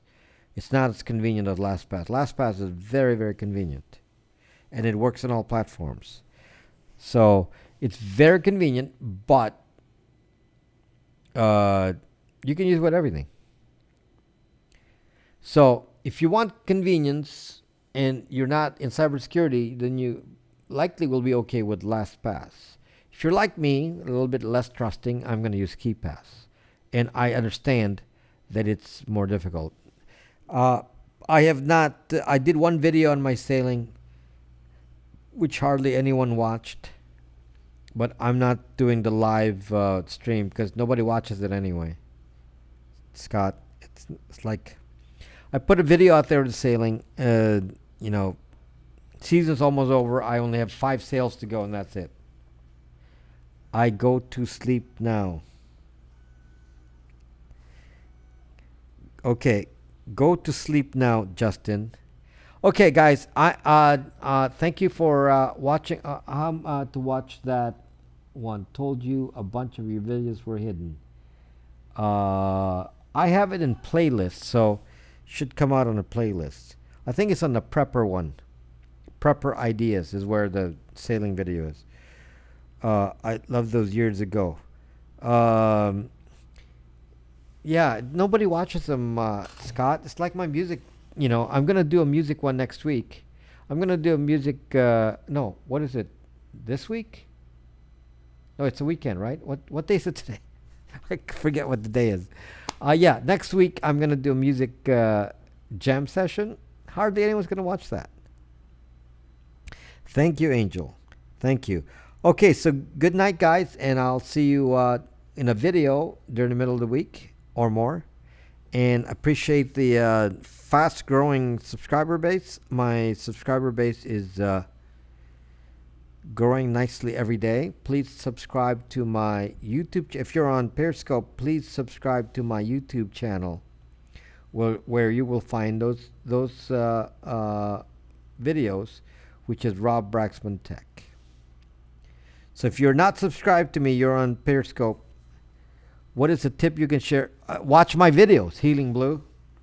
That's my tip for you. Watch my videos. Rob Braxman Tech. You want cybersecurity and privacy?